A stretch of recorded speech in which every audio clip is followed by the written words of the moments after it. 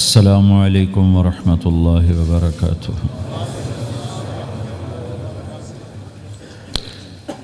الحمد للہ الذی لا يسأل عما يفعل وهم يسألون۔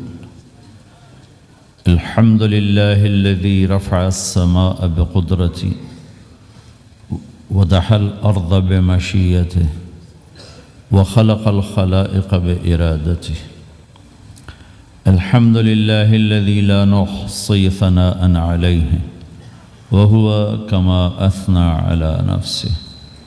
وأشهد أن لا إله إلا الله وحده لا شريك له، ونشهد أن سيدنا ومولانا محمدا عبده ورسوله، صلى الله تعالى عليه وعلى آله وعلى أصحابه وبارك وسلم تسليما كثيرا كثيرا، أما بعد، فأعوذ بالله من الشيطان الرجيم، بسم الله الرحمن الرحيم، فمن زحزح عن النار وأدخل الجنة فقد فاز وما الحياة الدنيا إلا متاع الغرور۔ وقال النبي صلى الله تعالى عليه وسلم، ألا وإن ربي داعي وإنه سائلي هل بلغت، فأقول يا رب قد بلغت، فليبلغ الشاهد الغائب، او كما قال صلی اللہ تعالی علیہ وسلم۔ میرے محترم بھائی اور دوستو، اللہ تعالی ہم سے ایک سوال کرتا ہے، افحسبتم انما خلقناکم عبثا، تمہارا کیا خیال ہے ہم نے تمہیں بیکار پیدا کیا ہے، تمہاری زندگی کا کوئی مقصد نہیں ہے؟ پھر اللہ تعالیٰ فرماتا ہے، اَيَحْسَبُ الْإِنسَانُ أَن يُتْرَكَ سُدًى، تمہارا کیا خیال ہے تمہیں کوئی نہیں پوچھے گا، جو مرضی کرتے رہو، جیسے مرضی زندگی گزارو، کوئی پوچھنے والا نہیں ہے؟ نہیں، ایسی بات نہیں ہے۔ بلا وَرُسُلُنَا لَدَيْهِمْ يَكْتُبُونَ، جو کر رہے ہو اللہ لکھوا رہا ہے۔ مَا يَلْفِظُ مِنْ قَوْلٍ إِلَّا لَدَيْهِ رَقِيبٌ عَتِيدٌ، جو زبان سے بولتے ہو وہ فوراً کیچ کیا جا رہا ہے۔ ان علیکم لحافظین، تمہارے اوپر فرشتے مقرر ہیں، کرامن کاتبین، ان کا کام ہے یعلمون ما تفعلون، میں جو کروں، جہاں کروں، جس وقت کروں، وہ اسے لکھتے جائیں لکھتے جائیں۔ دو چپ لگا دی، ایک نیگیٹو ایک پازیٹیو۔ کوئی اچھا کام ہوگا تو ادھر والا لکھے گا، کوئی غلط ہوگا تو ادھر والا لکھے گا۔ اور پھر اللہ تعالیٰ کا اس کائنات پر قبضہ ہے، اور اس ساری کائنات کو اللہ نے اپنی طاقت سے بنایا، یہ جہان خود بخود نہیں بنا۔ ان ربکم اللہ، اس کا بنانے والا اللہ ہے۔ اللہ نے اپنا تعارف کرایا، میں کون ہوں؟ الذی خلق السماوات والارض، میں وہ اللہ ہوں جس نے زمین آسمان بنائے، فی ستۃ ایام، اس میں 6 دن لگائے، ثم استوی علی العرش، پھر عرش پر استوا کیا، یغشی اللیل النہار، میں وہ اللہ ہوں جو رات کو لاتا ہے، دن کو لاتا ہے، تو دن کو آگے چلاتا ہے، رات کو پیچھے لاتا ہے، یطلبہ حثیثا، ان میں یہ دوڑ چلتی رہتی ہے، الشمس والقمر والنجوم مسخرات بامرہ، سورج، چاند، ستارے، ہر شے اس اللہ تعالیٰ کے قبضہ قدرت میں ہے۔ تو ایک بہت بڑا طبقہ جو کہتا ہے کہ یہ سب کچھ خود بخود بن گیا ہے، تو اللہ تعالیٰ اس کو صاف کرتا ہے کہ خود بخود نہیں بنا، بلکہ اسے اللہ تعالیٰ نے بنایا۔ قُلْ أَإِنَّكُمْ لَتَكْفُرُونَ بِالَّذِي خَلَقَ الْأَرْضَ فِي يَوْمَيْنِ وَتَجْعَلُونَ لَهُ أَنْدَادًا ذَلِكَ رَبُّ الْعَالَمِينَ، تم کس اللہ کا انکار کرتے ہو جس نے تمہارے لیے زمین کو 2 دن میں بنایا، اس کا خول، وَجَعَلَ فِيهَا رَوَاسِيَ مِنْ فَوْقِهَا وَقَدَّرَ فِيهَا أَقْوَاتَهَا فی 4 ایام سواء للسائلین، پھر زمین کے اندر قیامت تک جتنے انسان آنے والے ہیں ان کی ضرورتوں کے خزانے بھر دیے، سٹور کر دیا، ہر چیز کو اللہ نے سٹور کر دیا۔ قیامت قائم ہوگی اور زمین کے خزانوں کا 1000واں حصہ بھی استعمال نہ ہوگا۔ اللہ اتنا نے وافر زمین کے اندر بھرا، اس میں اللہ نے 4 دن لگائے۔ ثم استوى الى السماء، پھر آسمان کی طرف استوا کیا، وہی دخان، آسمان ایک دھواں تھا، فقال لها، آسمانوں سے کہا، وللارض، زمینوں سے کہا، ایتیا، آؤ، طوعا او کرہن، جی چاہے یا نہ چاہے میرے آگے جھکو۔ قالتا، زمین آسمان بولے، اتینا طائعین، یا اللہ ہم مان گئے، ہم مان گئے، ہم مان گئے۔ فقضاہن 7 سماوات، پھر اللہ نے 7 آسمان بنائے، جیسے زمینیں بنائیں ایسے 7 آسمان بنائے۔ فی یومین، 2 دن اس میں لگائے۔ وَأَوْحَى فِي كُلِّ سَمَاءٍ أَمْرَهَا، ہر آسمان کو الگ الگ حکم دیا اور اپنے حکم کے ساتھ باندھا، پکڑا۔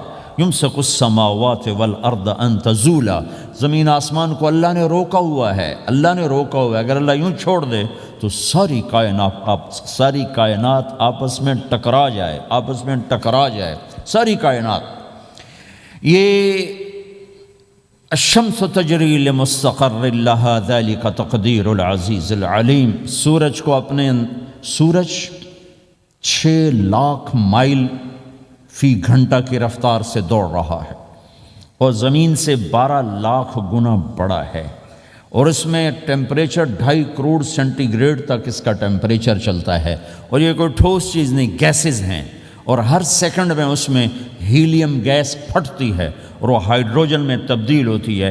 1 سیکنڈ میں جب وہ دھماکہ ہوتا ہے تو 50 کروڑ ایٹم بم کے پھٹنے کے برابر انرجی پیدا ہوتی ہے۔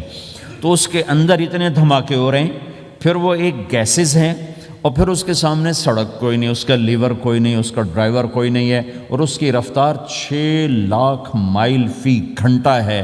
اللہ کہتا ہے میں سیدھا چلا رہا ہوں، کوئی اس کو چلا سکتا؟ اتنی تیز رفتار۔ والقمر قدرناہ منازل، چاند کو اس کے ساتھ چلایا، اس کو گھٹایا بڑھایا، حتی عاد کالعرجون القدیم، ایک ٹیڑھی لکڑی کی طرح ہوا۔ للشمس ينبغي لها ان تدرك القمر، سورج چاند میں ٹکر نہیں۔ ولللیل سابق النہار، دن اور رات میں ٹکر نہیں ہے، اس لیے کہ یہ تیرے رب کا بنایا ہوا نظام ہے۔ وما کان ربک نسیا، اور تیرا رب بھول چوک سے پاک ہے۔ وہ جو کرتا ہے حق کرتا ہے، جو کرتا ہے سچ کرتا ہے، جس کو روکتا ہے تو حق ہے، جس کو دیتا ہے تو حق ہے، وہ مارتا ہے تو حق ہے، اور زندگی دیتا ہے تو حق ہے، عروج لاتا ہے تو حق ہے، زوال لاتا ہے تو حق ہے۔ تو اللہ قرآن میں یہ ایک ذہن بناتا ہے کہ تم بیکار نہیں پیدا ہوئے، تمہارے پیچھے ایک طاقتور اللہ ہے جس نے ساری کائنات کو قابو کیا ہوا ہے، اس کے اوپر اس کا نظام چلتا ہے، حکومت چلتی ہے۔ سورج، چاند، ستاروں، ہوا، یہ میرا ہاتھ کی یہ حرکت بھی میرے رب کی قسم میرے اللہ سے پوچھ کے ہے۔ میرا اللہ روک دے تو یہ ہاتھ یہیں ہو گئے، ہل نہیں سکے گا۔ کتنے لوگ جو ہاتھ اٹھانا چاہتے ہیں نہیں اٹھا سکتے، آنکھ کھولنا چاہتے ہیں نہیں کھول سکتے، بولنا چاہتے ہیں نہیں بول سکتے، چلنا چاہتے ہیں نہیں چل سکتے۔ جس نے چلایا اسی نے بٹھایا، جس نے بڑھایا اسی نے ہٹایا، جس نے زندگی دی اسی نے موت دی، جس نے موت دی ہے وہی موت کے بعد زندہ کرنے والا ہے۔ یہ اس ساری کائنات پر اللہ تعالیٰ اپنے طاقت کے ساتھ حکمران ہے، اور اللہ تعالیٰ یہ ذہن بناتا ہے کہ اس ساری کائنات میں وہ ہوتا ہے جو اللہ چاہتا ہے، وہ نہیں ہوتا جو تم چاہتے ہو، وہ ہوتا ہے جو اللہ چاہتا ہے۔ یہ قرآن میں اللہ نے یہ ذہن نبیوں کے قصوں سے ہمارا بنایا کہ موسیٰ علیہ السلام تشریف لا رہے ہیں، ان کے ہاتھ میں ڈنڈا ہے، اس پر یوں ٹیک لگا کے کھڑے ہوئے، تو اللہ نے فرمایا موسیٰ یہ کیا ہے؟ ما تلک بیمینک یا موسیٰ، موسیٰ یہ کیا ہے؟ موسیٰ علیہ السلام کے بعد یہ ڈنڈا 10 سال سے، کہا یا اللہ ہی عصایا، یہ میرا ڈنڈا ہے۔ اب اللہ تعالیٰ آگے کچھ دکھانا چاہتے ہیں تو موسیٰ علیہ السلام سے لمبی بات کروائی، ہے عصایا، میرا ڈنڈا ہے، اتوکا علیہا، اس پر ٹیک لگاتا ہوں، واحش علی غنمی، اور اپنی بکریوں کے لیے پتے جھاڑتا ہوں، ولی فیہا مآرب اخرى، اور بھی ڈھیر سارے کام اس سے لیتا ہوں۔ تو اللہ تعالیٰ کا القہا یا موسیٰ، اس کو ذرا زمین پہ ڈالو، زمین پہ ڈالو۔ موسیٰ علیہ السلام نے زمین پہ ڈالا، فَإِذَا هِيَ حَيَّةٌ تَسْعَىٰ، وہ یوں اٹھا اور ایک خوفناک سانپ بنا، لمبائی میں بڑے سانپ کی طرح جو افریقہ میں ہوتا ہے، جو پورا بکرا کھا جاتا ہے، پورا ہرن کھا جاتا ہے، اور تیز رفتاری میں جان کی طرح ایک چھوٹا سا سانپ ہوتا ہے، بہت تیز چلتا ہے، اور زہر میں حیہ کی طرح۔ سانپ کی 3 قسموں کو اللہ نے ایک ڈنڈے میں جمع کر، ایک ہوتا ہے کأنہا جانٌ، چھوٹا سانپ جو بہت تیز دوڑتا ہے، فَإِذَا هِيَ حَيَّةٌ، زہریلا، فَإِذَا هِيَ ثُعْبَانٌ مُبِينٌ، بہت بڑا، یہاں سے لے کر وہاں تک۔ تو 3 مختلف سانپوں کو اللہ نے ایک میں جمع کر دیا۔ وہ تیز رفتاری میں جان کی طرح تھا، زہر میں حیہ کی طرح تھا، لمبائی چوڑائی میں ثعبان کی طرح تھا۔ جب موسیٰ علیہ السلام نے دیکھا وَلَّا مُدْبِرًا وَلَمْ يُعَقِّبْ، موسیٰ علیہ السلام جو بھاگے تو پیچھے مڑ کے ہی نہیں دیکھا۔ تو اللہ تعالیٰ نے کہا خذ موسیٰ پکڑو، کہا اللہ میں نہیں پکڑتا۔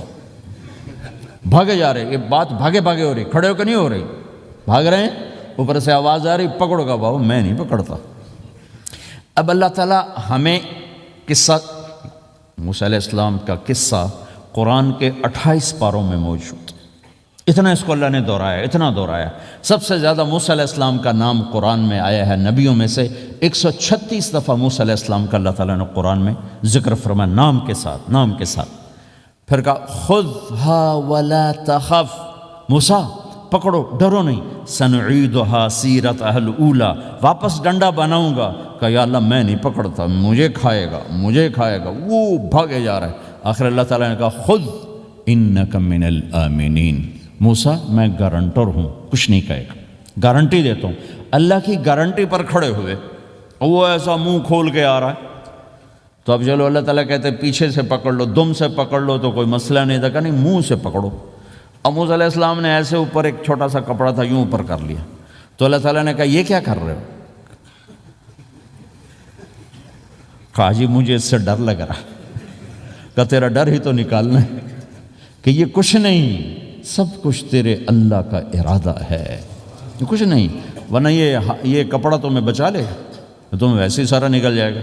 اب وہ آگے آ رہا ہے، موسیٰ علیہ السلام کانپ رہے ہیں اور دیکھ رہے ہیں، کانپ رہے ہیں اور دیکھ رہے ہیں، اور بڑے اب اللہ نے کہا تھا تو ڈرتے ڈرتے ہاتھوں سے یوں، کانپتے کانپتے ہاتھوں سے یوں آگے ہاتھ کیا، اور جو ہی ہاتھ کی انگلیوں نے سانپ کے منہ کو ٹچ کیا تو اللہ نے دوبارہ ڈنڈا بنا کے ہاتھ میں پکڑا دیا، اور ساری دنیا کو یہ پیغام دیا کہ دیکھو میرے بندو، اللہ سب کچھ ہے، لہٰذا اللہ کی مان کے چلنا۔ سامنے شیطان آئے گا، سامنے شیطان آئے گا، تمہیں الٹی راہیں دکھائے گا، تو تم اپنے اللہ کو یاد کرنا جس کے ہاتھ میں سارے خزانے ہیں اور طاقت ہے۔ ایک سیکنڈ میں اسے سانپ بنایا، اگلے سیکنڈ میں اسے ڈنڈا بنایا، اور پھر موسیٰ علیہ السلام کے ہاتھ میں پکڑایا، نیا نہیں، وہی جو ان کے پاس تھا وہی ان کو واپس کر کے پوری دنیا کے انسانوں کو اور اس امت کو خاص طور پر اللہ تعالیٰ نے یہ سوچ دی کہ اس کائنات میں ایک طاقت ہے اللہ جو سب کچھ کر سکتا ہے، اور اس کے چاہے کو کوئی روک نہیں سکتا اور اس کے روکے کو کوئی کروا نہیں سکتا، وہ اللہ ہے۔ یہ قرآن کے واقعات ہیں۔ حضرت مریم عیسیٰ علیہ السلام کی والدہ کسی غیر مرد کو دیکھا نہیں، اتنا پردے میں ہیں۔ ایک دم ایک نوجوان خوبصورت کمرے میں داخل ہوتا، فتمثل لها بشرا سویا، خوبصورت۔ تو مریم انی اعوذ بالرحمن منک ان کنت تقیا، اللہ کی پناہ چاہتی ہوں، کون ہو؟ کہ ڈرو نہیں، انما انا رسول ربک، میں مرد نہیں، فرشتہ ہوں، انسان نہیں، تیری کوئی حاجت نہیں، میرے پاس کیا کرنے ہو؟ لأہب لکی غلاما زکیا، اللہ کا ارادہ ہو چکا ہے تمہیں بیٹا دیا جائے۔ کہنا یکون لی غلام، مجھے کیسے بیٹا ہو سکتا ہے؟ لم یمسسنی بشر، میری شادی کوئی نہیں، ولم اکو بغیا، اور میں غلط عورت نہیں ہے کہ میں گناہ کروں اور اس سے حمل ہوش۔ بیٹا ہونے کے دو راستے ہیں، ایک حلال ہے ایک حرام ہے۔ حلال نکاح ہے، حرام زنا ہے، تو زنا میں کر نہیں سکتی، شادی میری ہوئی نہیں، تو مجھے کیسے بیٹا ہوگا؟ قال کذالک، قال بھی ہو جائے گا۔ قال ربک هو علی ہین، کا تیرے رب کے لیے مسئلہ ہی نہیں۔ وَلِنَجْعَلَهُ آیَةً لِلنَّاسِ، وہ ایک نشانی ہوگا، وَرَحْمَةً مِنَّا، ایک اللہ کی رحمت ہوگا، وَكَانَ أَمْرًا مَقْضِيًّا، مریم تیرے دنیا میں آنے سے پہلے ہی اللہ فیصلہ کر چکا تھا کہ تجھے بغیر شادی کے ہی بیٹا دینا ہے۔ اب وہ آگے بڑھے وہ پیچھے ہٹیں، وہ آگے بڑھے وہ پیچھے ہٹیں، پیچھے آ گئی دیوار، اب دیوار کے آگے تو کوئی جا نہیں سکتی تھی، یوں لگ کے کھڑی ہوگی۔ تو جبریل آئے، انسانی شکل، یہاں سے پکڑا، ہاتھ کو نہیں ٹچ کیا، یہاں سے پکڑا کرتے کو، اور دور سے کھڑے ہو کر پھونک ماری، ادھر پھونک پڑی، ادھر 9 مہینے کا حمل تیار ہو، ایک سیکنڈ میں، ایسا نہیں کہ حمل ٹھہرا پھر 9 مہینے اٹھایا، ایسا نہیں ہوا۔ فَحَمَلَتْهُ فا کا لفظ آتا ہے، فَانْتَبَذَتْ پھر فا کا لفظ آتا ہے، فَأَجَاءَهَا الْمَخَاضُ پھر فا کا لفظ آتا ہے۔ فا اور فا یہ عربی زبان میں کسی کام کے فوراً ہونے کو بتا رہا ہے۔ فا کا مطلب فوراً کسی کام کے ہونے کی طرف اشارہ ہوتا ہے۔ تو ادھر پھونک پڑی، ادھر حمل ہوا، ادھر درد ہوا، ادھر وہ بھاگیں اور درختوں کے اندر جا کر ایک ٹیک لگائی ایک کھجور کے تنے کے ساتھ، اور جاتے ہی بچہ پیدا ہو گیا۔ تو وہ روئیں، یا لیتنی مت قبل ھذا وکنت نسیا منسیا، ہائے میں اس سے پہلے مر جاتی، میرا بھولنا بھی لوگ بھول جاتے، اب میں کیا کروں؟ تو جبریل پھر آ گئے، فناداھا من تحتھا، ذرا پردے میں، اب سامنے نہیں آیا، ذرا پردے میں آئے، کیا بچہ پیدا ہو چکا ہے، کوئی بے پردگی نہ ہو۔ لا تحزنی، ڈرو نہیں، قد جعل ربک تحتک سریا، پر مارا پانی کا چشمہ نکل آیا۔ وہزی الیک بجذع النخلہ، اور وہ جو کھجور تھی اس اوپر سے کٹی ہوئی تھی، خشک کھجور تھی، خالی اس کا تنا تھا۔ تو جبریل نے کہا اس کو ہلاؤ، اس کو ہلاؤ، تو انہوں نے ہلایا تو ساقط علیک رطبا جنیا، تو دیکھے گی کہ یہ کھجور کے اوپر نہ کوئی شاخ ہے، نہ کوئی پھل ہے، نہ کوئی پتا ہے، لیکن جب اس نے ہلایا تو ایک دم تازہ کھجوریں گرنے لگ گئیں، تازہ کھجوریں۔ تو جبریل نے پھر کہا مریم، جو اللہ اس درخت کو بغیر شاخ کے پھل دے رہا ہے، تجھے بغیر مرد کے بیٹا دے رہا ہے۔ کلی وشربی وقرری عینا، کھا پی صاف صوف ہو اور سکون پکڑ، سکون میں آ جا، اور جا بعض شہر کی طرف جا، لوگ آئیں گے کہیں گے تو نے یہ کیا کیا، تو تم نے کہنا ہے انی نذرت للرحمن صوما فلن اکلم اليوم انسیا، بھائی میرا تو روزہ ہے، میں نہیں بول سکتی، اس سے بات کرو، بچے سے بات کرو۔ بنو اسرائیل کا روزہ اتنا سخت تھا کہ صرف کھانے پینے کی پابندی نہیں، بولنے پر بھی پابندی لگا دی، وہ سچ بھی بولیں تو ان کا روزہ ٹوٹ جاتا تھا، یہ امت جھوٹ بھی بولے تو روزہ نہیں ٹوٹتا، خراب ہو جاتا ہے، ٹوٹتا نہیں۔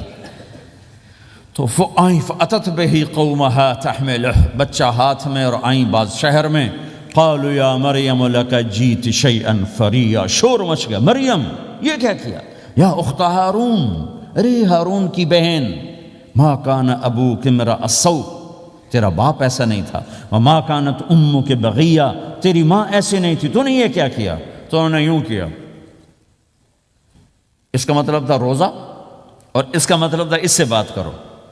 فاشارت الیہ قالوا کیف نکلم من کان فی المہد صبیا، کہنے لگے مریم تو اتنی بے وقوف ہے کہ تجھے اپنے گناہ چھپانے کا طریقہ بھی نہیں آیا، تو کہتی میرا نکاح ہو گیا ہے، تو کہتی زکریا علیہ السلام نے چپکے سے میری شادی کر دی ہے، تو اپنا گناہ چھپانے کے لیے کہتی بچے سے بات کرو۔ کبھی بچہ بھی بولا، اب شور مچا ہوا ہے کہ ایک دم یہ آدھے پونے گھنٹے کا بچہ، اس کی آواز بلند ہوئی اور اس لاؤڈ سپیکر سے اوپر چلی گئی، پورے شہر گونج اٹھا، قال انی عبد اللہ، لوگو سنو میں اللہ کا بندہ ہوں، آتانی الکتاب، مجھے اللہ نے کتاب دی، وجعلنی نبیا، مجھے اللہ نے نبی بنایا، وجعلنی مبارکا، مجھے اللہ نے برکت والا بنایا، اینما کنت، میں جہاں بھی ہوں گا، واوصانی بالصلاۃ والزکاۃ ما دمت حیا، اور میرے رب نے مجھے کہا نماز پڑھنی ہے، زکوٰۃ دینی ہے، وبرم بوالدتی، اور میرے رب نے مجھے کہا ہے کہ میں اپنی ماں کی خدمت کروں، فرما بردار بنوں،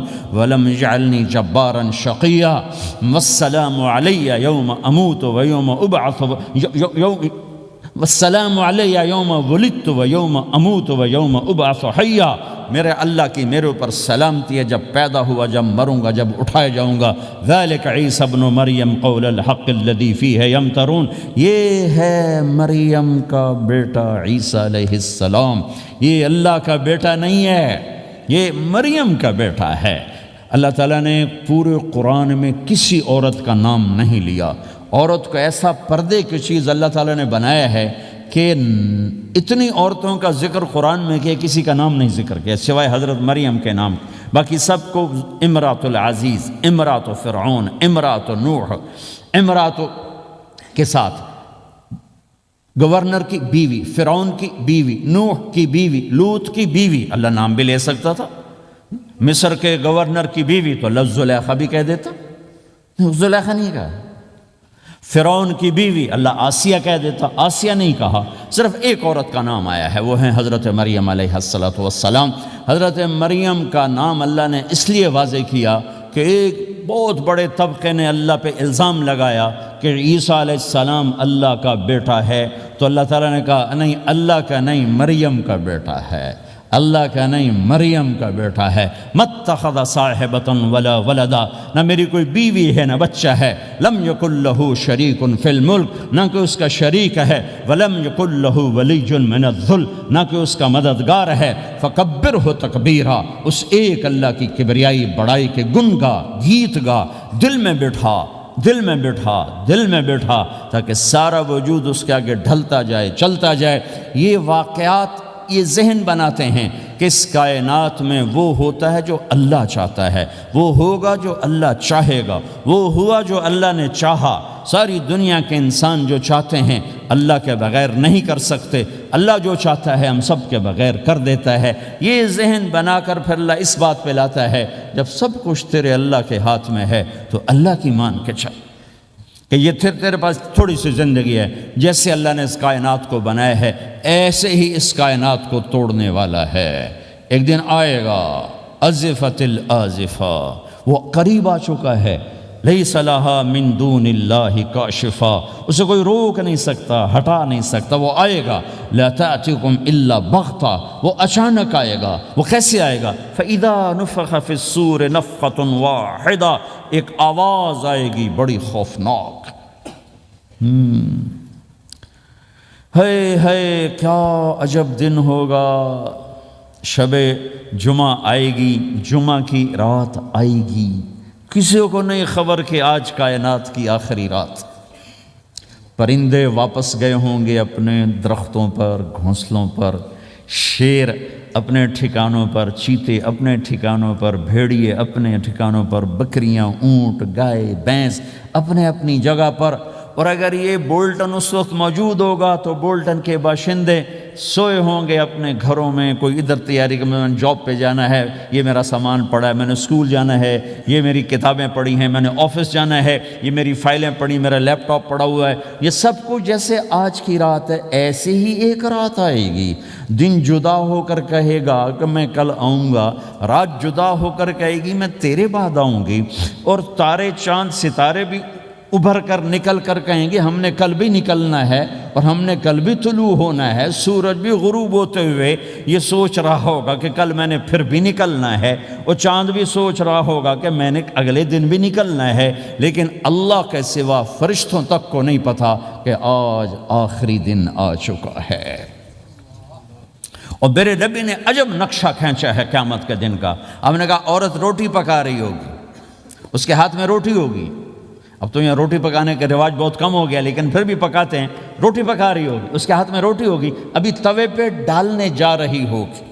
اور ایک چیز آپ کے ہاں بالکل نہیں ہے، ہمارے ہاں اب بھی ہے کہ وہ دہی کو اس میں سے مکھن نکالتے ہیں، دہی کو وہ کرش کرتے ہیں، پھر اس میں سے مکھن نکالتے۔ یہ ہمارے گھروں میں ہوتا ہے، ہر گھر میں ہوتا ہے، خاص طور پر دیہاتوں میں۔ تو ایک عورت ایسے وہ اس دہی کو بلو کر کرش کر کے اس سے مکھن کا پیڑا یوں بنا رہی ہوگی، اور بنا کر برتن میں ڈالنے کے لیے ایسے کر رہی ہوگی، ایسے کر رہی ہوگی۔ یہ تہذیب اب آپ تو سمجھ نہیں سکتے چونکہ آپ تو ادھر کے لوگ بن گئے اب، تو ہمارے دیہاتوں میں اب بھی یہ تہذیب ایسے کر رہی ہوگی، ایسے کر رہی ہوگی۔ اور پھر آپ نے فرمایا کہ ایک آدمی اپنے اونٹ کو چارہ ڈالنے کے لیے اس جگہ کو صاف کر رہا ہوگا کہ میں صبح ہو گئی ہے، میں اونٹ کو چارہ ڈالوں، اور پھر میرا اونٹ کھائے، پھر اس کو لے کر میں کام پہ جاؤں۔ اور دکاندار جھاڑو دے کر اپنی سیٹ پہ بیٹھ چکا ہے، اور گاہک انٹر ہوتا ہے اور اسے کہتا ہے کہ 10 میٹر مجھے کپڑا چاہیے، اور اس کے لیے یوں کپڑا ناپ رہا ہے، ناپ کے 10 میٹر، 5 میٹر، 4 میٹر، 2 میٹر پر اس نے یوں کینچی رکھی، کینچی یہاں ہے، اور اس نے جیب سے پیسے نکالے اور گننے لگا کہ میں نے اس کو 100 پاؤنڈ دینا ہے۔ وہ گننے میں لگا ہوا ہے، یہ کاٹنے میں لگا ہوا ہے۔ اور دور کھیت میں ایک آدمی ہل چلا رہا ہے، اور ایک آدمی بیج ہاتھ میں لے کے یوں پھینکنے جا رہا ہے، اور ایک آدمی پانی لگانے کے لیے اس پانی کو ڈائیورٹ کر رہا ہے۔ اور ادھر بازار میں جلدی جلدی لوگ بھاگے جا رہے ہیں، جاب والے ایک نوالا منہ میں ہے، ایک ہاتھ میں، اور بھاگے جا رہے ہیں۔ میں آج لیٹ ہو چکا ہوں، میرا جاب کا ٹائم جا رہا ہے، میرا اسکول کا ٹائم جا رہا ہے۔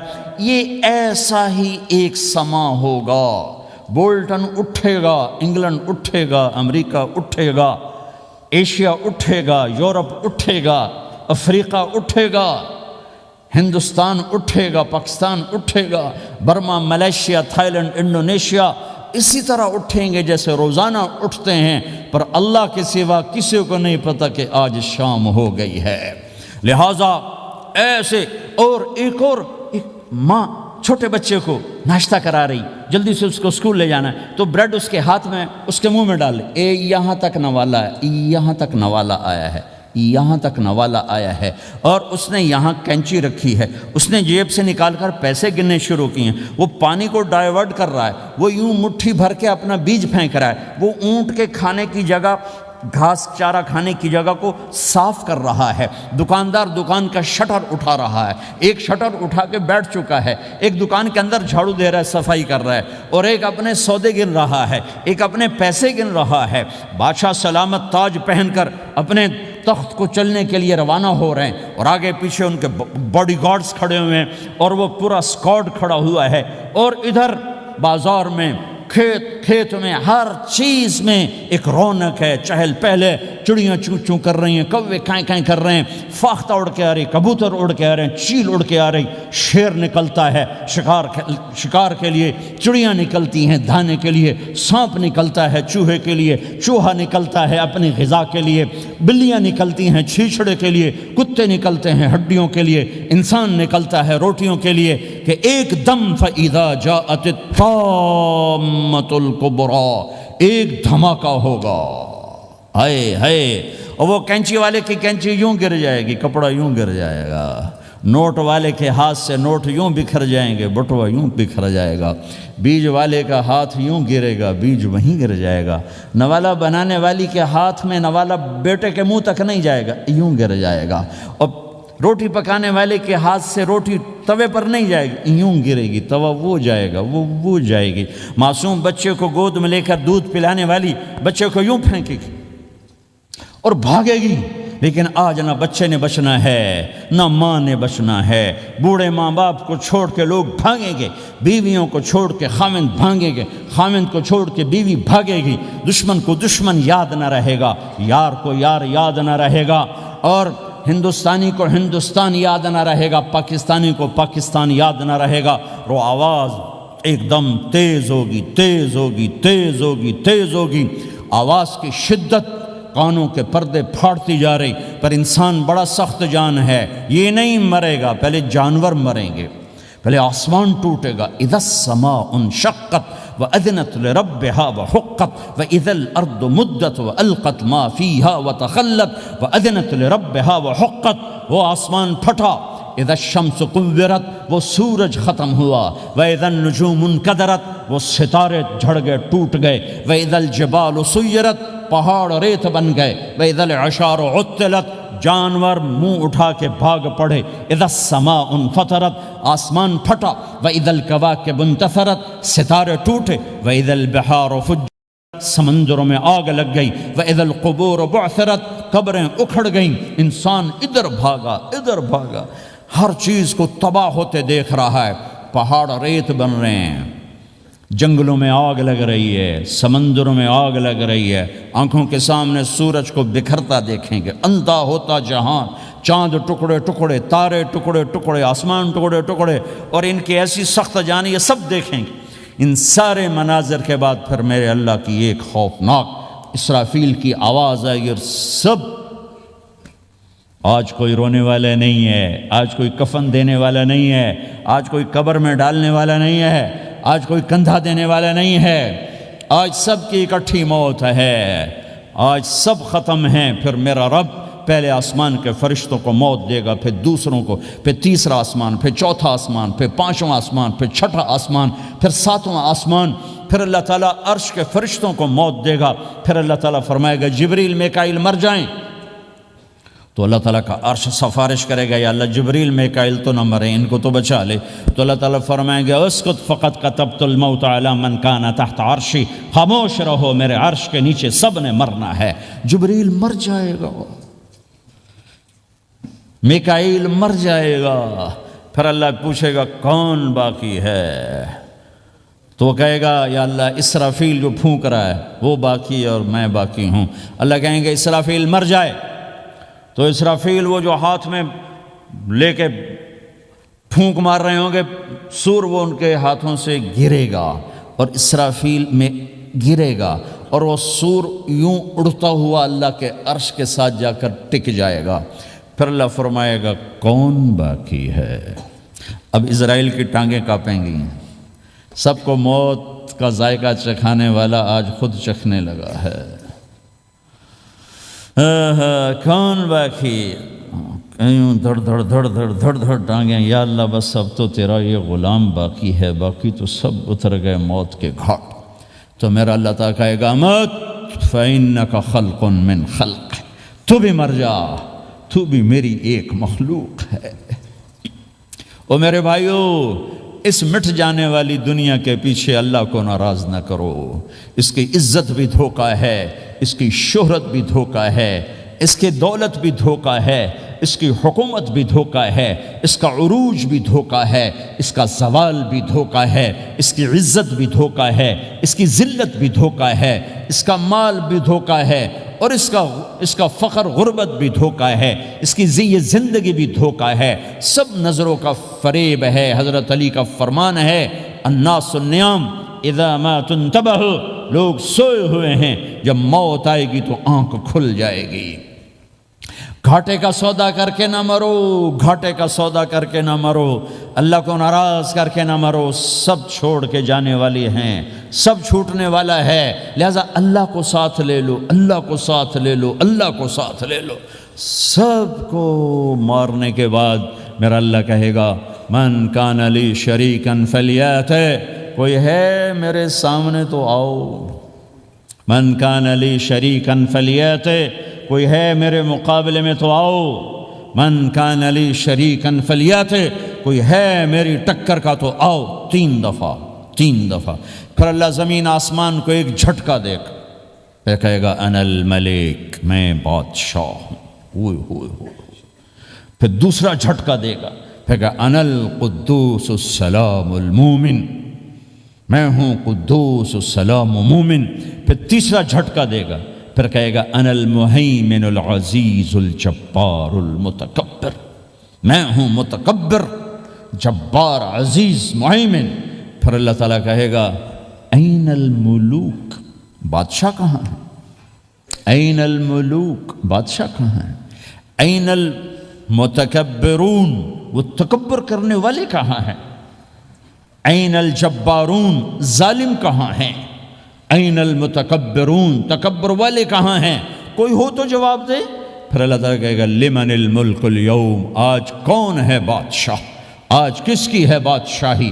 کوئی جواب دینے والا ہے ہی نہیں، تو اللہ خود کہے گا للہ الواحد القہار، آج اکیلے اللہ کی بادشاہ، آج بھی اسی کی ہے، آج بھی اسی کی ہے، پیچھے بھی اس کی تھی، آگے بھی اس کی ہے۔ للہ الامر من قبل ومن بعدہ، للہ الامر من قبل ومن بعدہ، ان الحکم الا للہ، الخلق والامر واللیل والنہار وما سکن فیہما للہ وحدہ، ان العزت للہ جمیعا، قل ان الامر کلہ للہ، للہ ما فی السماوات وما فی الارض، وان تبدوا ما فی انفسکم او تخفوہ یحاسبکم بہ اللہ، لہ ما فی السماوات وما فی الارض وما بینہما وما تحت الثری، وان تجہر بالقول فانہ یعلم السر واخفی۔ وہ کون ہے؟ اللہ۔ وہ کیسا ہے؟ لا الہ الا ہو۔ صفات کیسی ہیں؟ لہ الاسماء الحسنی۔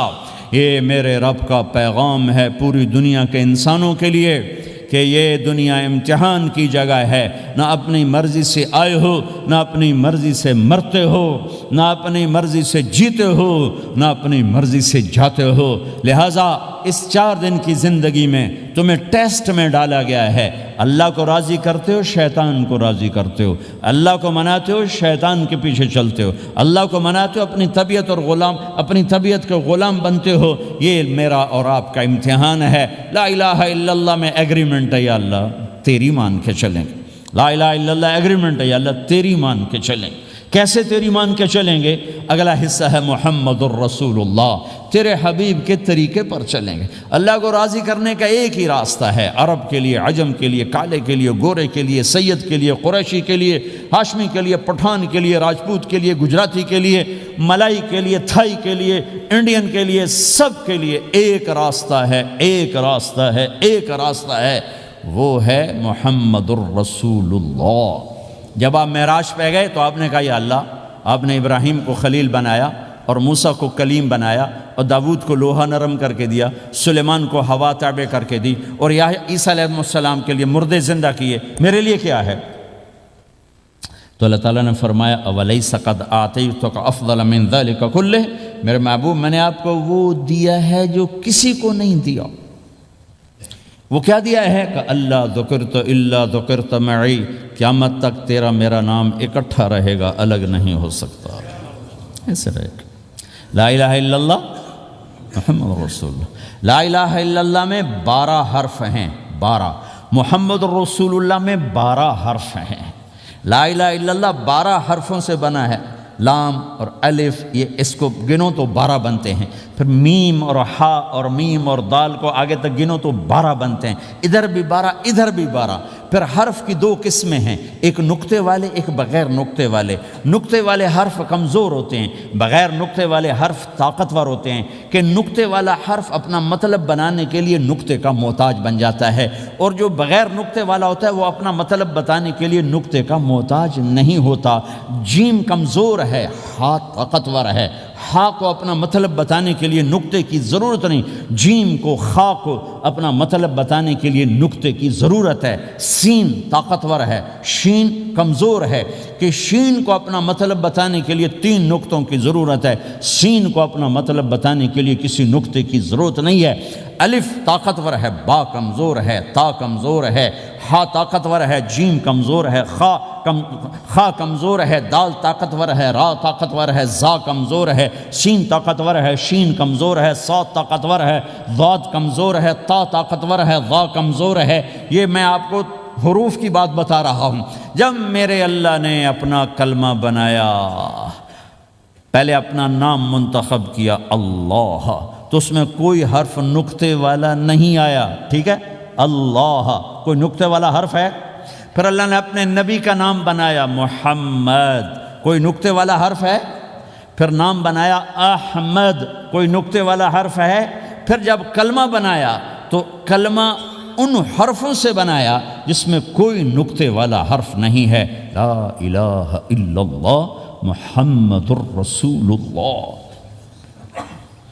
سارے خزانے اللہ کے ہاتھ میں، ساری عزتیں بلندیاں اللہ کے ہاتھ میں، جانے کا راستہ محمد الرسول اللہ، پہنچنے کا راستہ محمد الرسول اللہ، لینے کا راستہ محمد الرسول اللہ، جہنم سے بچنے کا راستہ محمد الرسول اللہ، جنت میں جانے کا راستہ محمد الرسول اللہ، دنیا کی برکتیں عزتیں سمیٹنے کا راستہ محمد الرسول اللہ، ذلتوں پستیوں سے بچنے کا راستہ محمد الرسول اللہ۔ میرے حبیب جنت کے لیے چابی ہیں، جہنم کے لیے تالا ہیں، عزت کے لیے چابی ہیں، ذلتوں کے لیے تالا ہیں، محبتوں کے لیے چابی ہیں، نفرتوں کے لیے تالا ہیں، اللہ کی رضا کے لیے وہ چابی ہیں، اور اللہ کی ناراضگی کا وہ تالا ہیں۔ جو محمدی بن گیا، جو محمد مصطفیٰ صلی اللہ تعالی وسلم کی سیرت میں، ظاہر میں، باطن میں ڈل گیا، اللہ کا محبوب بن گیا، اللہ نے اپنا بنا لیا۔ ابو لہب قریشی، ہاشمی، سید، اور اللہ نے کہا تبت یدا ابی لہب وتب، ابو لہب برباد ہو گیا۔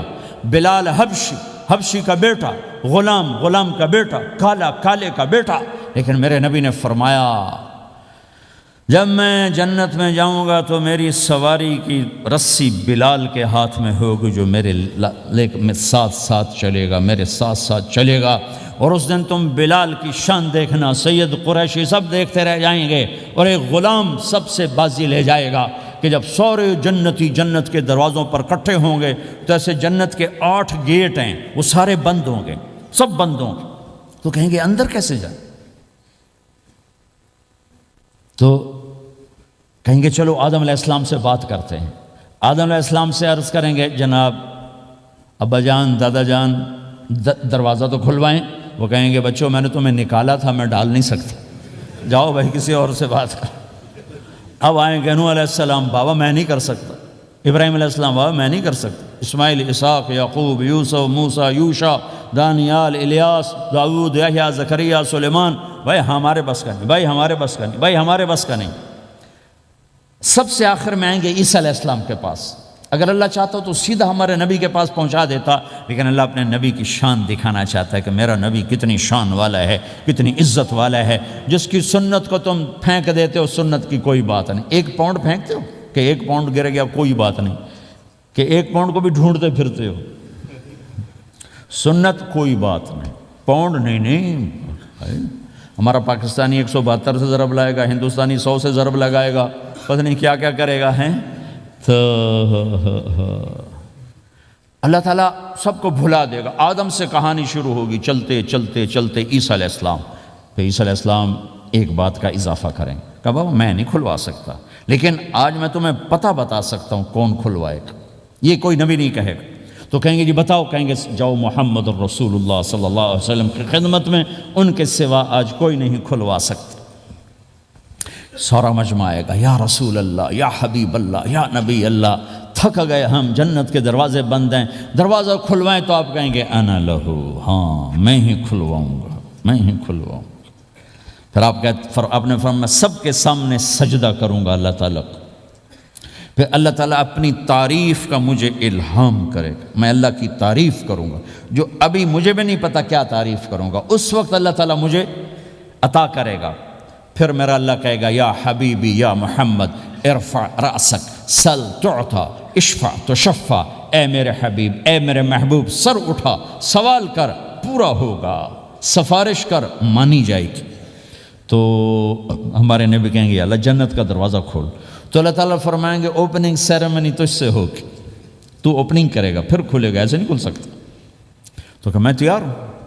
تو جنت سے ایک سواری آئے گی اڑتے ہوئے، اور ہیلی کاپٹر کی طرح لینڈ کرے گی اللہ کے نبی کے سامنے. تو آپ اس کے اوپر ایسے بیٹھ جائیں گے. تو اس کی جو رسی ہوتی ہے جس سے اس کو چلایا جاتا ہے، وہ رسی ایسے نیچے گر جائے گی. رسی کے نیچے گرنے کا مطلب ہے کہ اس سواری کو اللہ کے نبی نے خود نہیں چلانا، کوئی اور آئے گا جو رسی پکڑ کے چلے گا. اب اللہ کے نبی کی سواری کی رسی پکڑ کے چلنا یہ کوئی چھوٹا آنر تو ہے نہیں. لہٰذا سب یوں دیکھیں گے بھئی، چونکہ وہ خالی اس سے سب کو پتہ چل جائے گا کہ کوئی آئے گا، ورنہ اللہ کے نبی کے ہاتھ میں رہتی ایسے گئی. تو لہٰذا سب ایسے دیکھیں کون کون کون کون آئے گا بھائی، کون آئے گا بھائی. شاید ابو بکر آئیں، تو اپنی طرف سے کہہ رہا ہوں، شاید عمر آئیں، عثمان آئیں، علی آئیں، نہیں بیٹے آئیں گے، حسن حسین آئیں گے. کتنے سوال اٹھ سکتے ہیں. جعفر آئیں گے، حمزہ آئیں گے، عباس آئیں گے. سب اس حیرانی میں ہوں گے، اور سب کی نظریں ایسے ایسے ہوں گی کہ میرے اللہ کا فرمان ہوگا بلال حبشی کو لایا جائے، یہ رسی اس کو پکڑائی جائے. بلال رضی اللہ تعالیٰ عنہ اللہ کے نبی کی سواری کی رسی پکڑ کر چلیں گے، اور آپ نے فرمایا میں سب سے پہلے جنت کے دروازے پر دستک دوں گا، فَأُقَعْقِعَهَا فَيُفْتَحُ لِي، میرے لیے دروازے پر دستک دوں گا تو اندر سے آواز آئے گی. کون؟ میں کہوں گا محمد الرسول اللہ. وہ کہیں گے یا رسول اللہ حکم تھا آپ کے بغیر دروازہ نہ کھلے. میں کھولوں گا، میرے لیے کھلے گا، میں اندر جاؤں گا.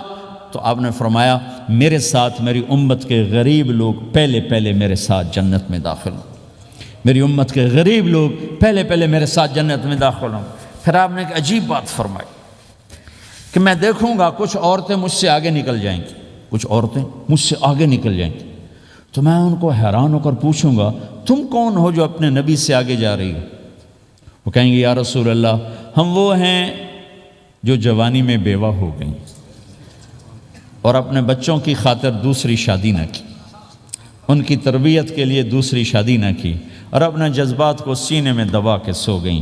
ہم وہ ہیں. تو اللہ کے نبی نے فرمایا وہ مجھ سے بھی آگے گزر کے جائیں گی. ہمارے معاشرے میں کوئی بچی بیوہ ہو جائے، طلاق ہو جائے تو وہ ایک بوجھ بن جاتی. تو میرے نبی نے فرمایا تمہیں وہ صدقہ بتاؤں جس سے بڑھ کر کوئی صدقہ ہی نہیں ہے. کیا آپ نے فرمایا کہ میں تمہیں وہ صدقہ بتاؤں جس سے بڑھ کے کوئی صدقہ نہیں ہے. تو انہوں نے کہا جی وہ کیا؟ کہا الابنۃ المردودہ، جس کی بیٹی کو طلاق ہو گئی یا جوانی میں بیوہ ہو گئی اور لوٹ کے ماں باپ کے پاس آ گئی، اس پہ خرچ کرنا سب سے بڑا صدقہ ہے۔ چونکہ ماں باپ بھی تنگ پڑ جاتے ہیں اور بھائی تو پہلے ہی کہتے ہیں کہاں مصیبت سر پہ آ پڑی ہے، تو میرے نبی نے اس کو کور کرنے کے لیے، کیونکہ زندگی تو حادثات کا نام ہے، ہوتے رہتے ہیں، تو میرے نبی نے فرمایا سب سے اعلیٰ درجے کا صدقہ ہے اس بچی پہ خرچ کرنا جو طلاق ہو کے گھر واپس آ جائے یا بیوہ ہو کے گھر واپس آ جائے، اس پہ خرچ کرنا سب سے اعلیٰ درجے کا خرچ ہے۔ تو ان کی یہ قربانی کہ وہ اللہ کے نبی نے فرمایا مجھ سے بھی آگے آگے جا رہی ہوں۔ آپ نے فرمایا جنت کی چابی میرے ہاتھ میں ہے، اللہ کا جھنڈا میرے ہاتھ میں ہے، کوئی نبی جنت میں جا نہیں سکتا جب تک میرا قدم نہ پڑ جائے، اور کوئی امت جنت میں جا نہیں سکتی جب تک میری امت نہ چلی جائے۔ تو بھائیو، اللہ کے خزانوں تک پہنچنے کا راستہ ہے محمد الرسول اللہ، اور چونکہ قیامت تک آپ نے نمونہ بننا تھا تو اللہ نے اپنے نبی کی زندگی کی ہر شے محفوظ کر دی، کوئی چیز چھپی نہیں ہے۔ آپ کے جسم مبارک سے نکلا ہوا ہر عمل 1435واں سال شروع ہو چکا ہے، محفوظ ہے، مکتوب ہے، موجود ہے۔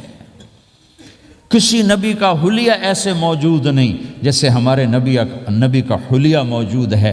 آپ چلتے کیسے تھے؟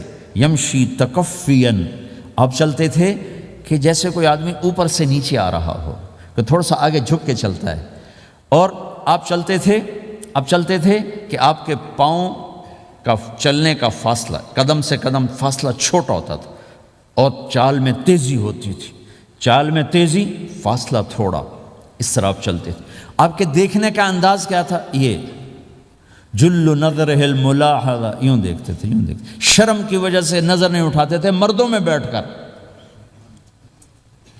کبھی کبھی یوں آنکھ اٹھاتے تھے تو پھر کسی میں جرت نہیں ہوتی تھی کہ آپ کی آنکھوں میں آنکھیں ڈال کے دیکھ سکے، پھر سارے یوں ہو جاتے تھے، صرف 2 آدمی آپ کو دیکھ سکتے تھے۔ اس وقت جب آپ کی نظر اوپر ہوتی تھی تو 2 آدمی آپ کو دیکھ سکتے تھے، ایک ابو بکر اور ایک عمر، بس۔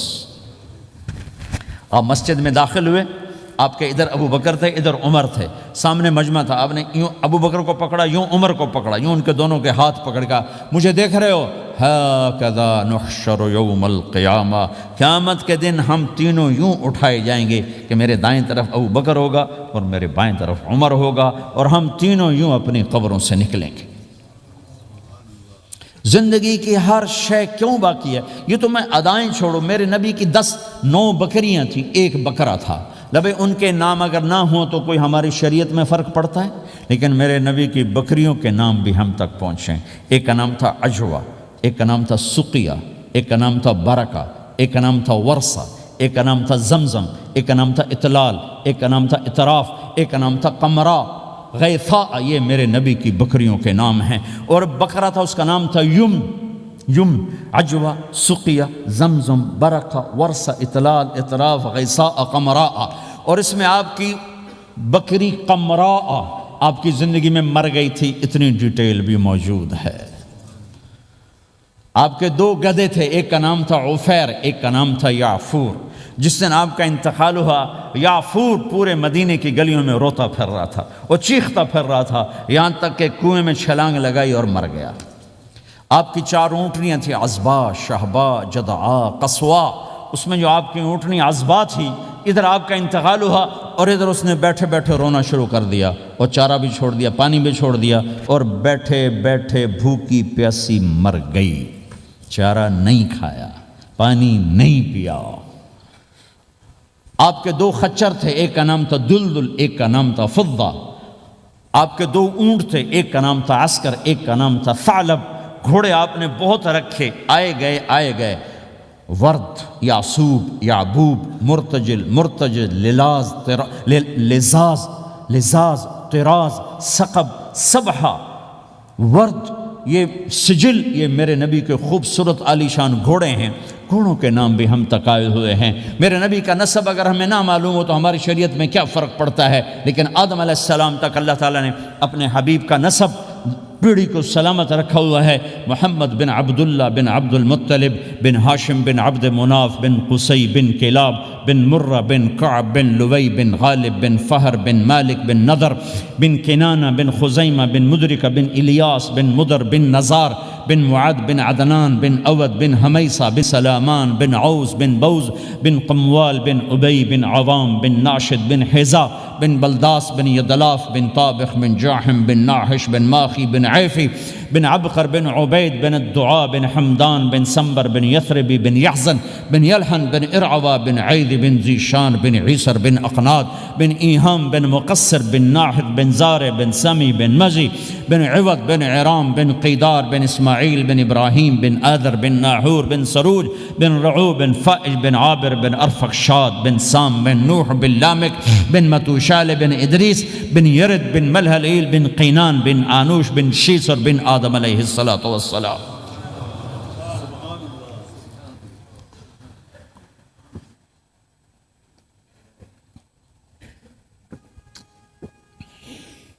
اللہ کا اعلان ہے جہاں رہو اللہ کے نبی کے طریقوں کو پکڑ کے رہو۔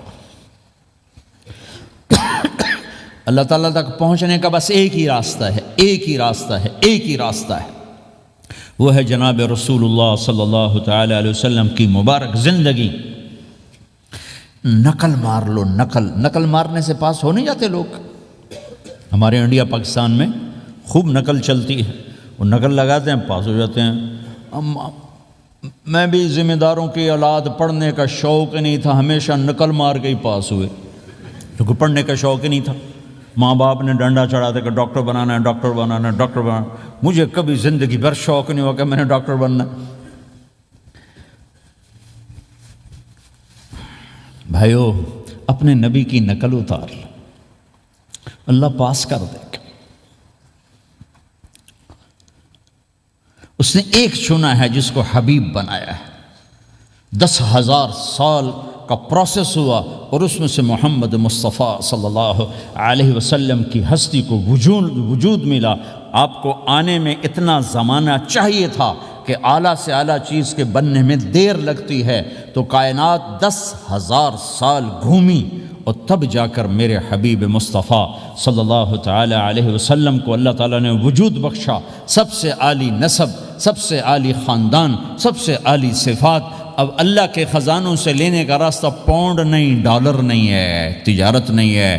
اللہ سے لینے کا راستہ میرے نبی کا طریقہ ہے، تجارت میں ہو، زراعت میں ہو، جاب میں ہو، کھیتی باڑی میں ہو۔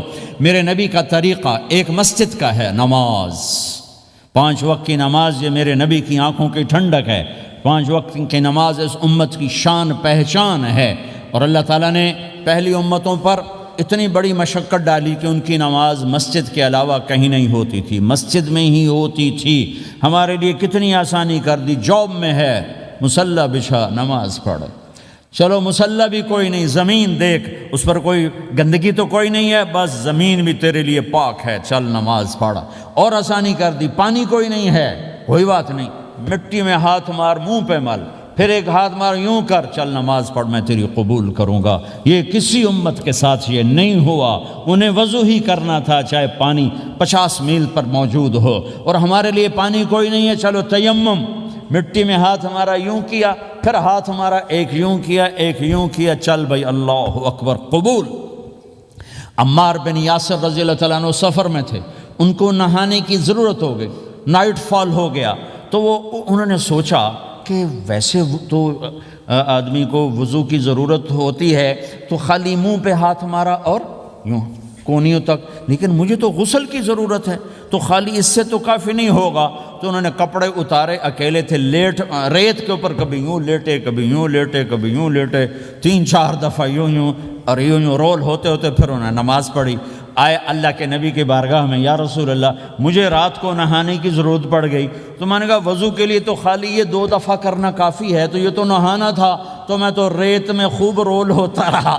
میرے نبی نے انما یکفیک ضربتان، ارے سیدھے بندے عمار، اس کے لیے بھی اتنا ہی کافی تھا کہ تو یوں کرتا اور یوں کرتا اور تو پاک ہو جاتا۔ اللہ نے اس نبی کے طفیل، اس محبوب مصطفیٰ صلی اللہ علیہ وسلم کے طفیل اللہ نے کیا کیا سہولتیں اور آسانیاں ہمیں عطا فرمائیں۔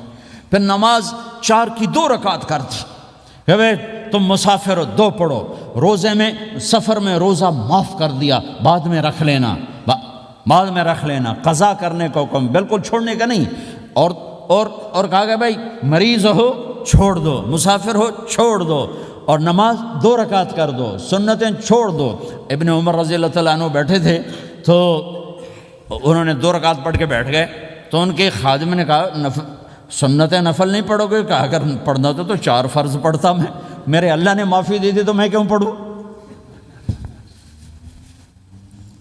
میرے نبی نے سفر میں سنتیں نہیں پڑھی کبھی، اپنی امت کو سہولت دینے، فجر کی سنتیں 2 پڑھتے تھے، اس کے علاوہ سنتیں نہیں پڑھیں تاکہ میری امت کو سہولت ہو، آسانی ہو۔ ایک دفعہ بارش ہو رہی تھی اور کوئی جگہ نہیں تھی نماز پڑھنے کے لیے، تو آپ نے اپنی اونٹنی کو آگے کیا اور اس پر بیٹھ گئے، بیٹھے ہی تھے، پیچھے صحابہ نے اونٹنیوں پر ہی صفیں بنائیں، اور یہ نماز اونٹنی پہ بیٹھ کر ادا کی گئی۔ بارش کے اندر نماز اونٹنی کے اوپر نماز بھی ہو گئی، رکوع بھی ہو گیا، سجدہ بھی ہو گیا، سلام بھی ہو گیا۔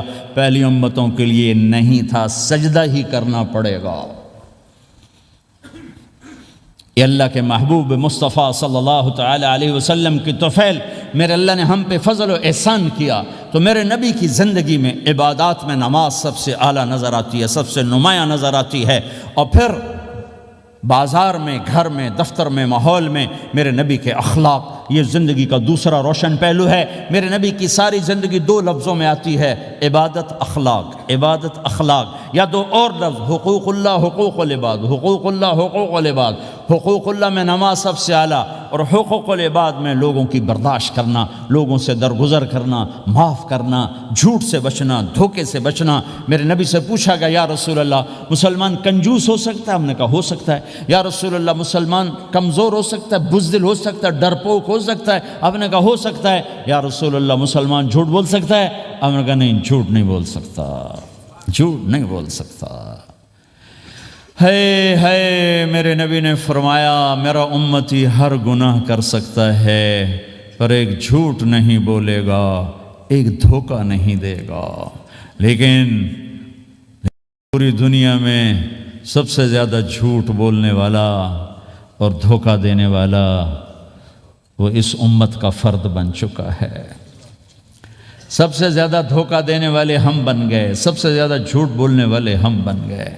اور میرے نبی نے فرمایا تھا کہ مسلمان جھوٹ نہیں بولتا، دھوکہ نہیں دیتا، ہر گناہ کر سکتا ہے، جھوٹ نہیں بولے گا، دھوکہ نہیں دے گا۔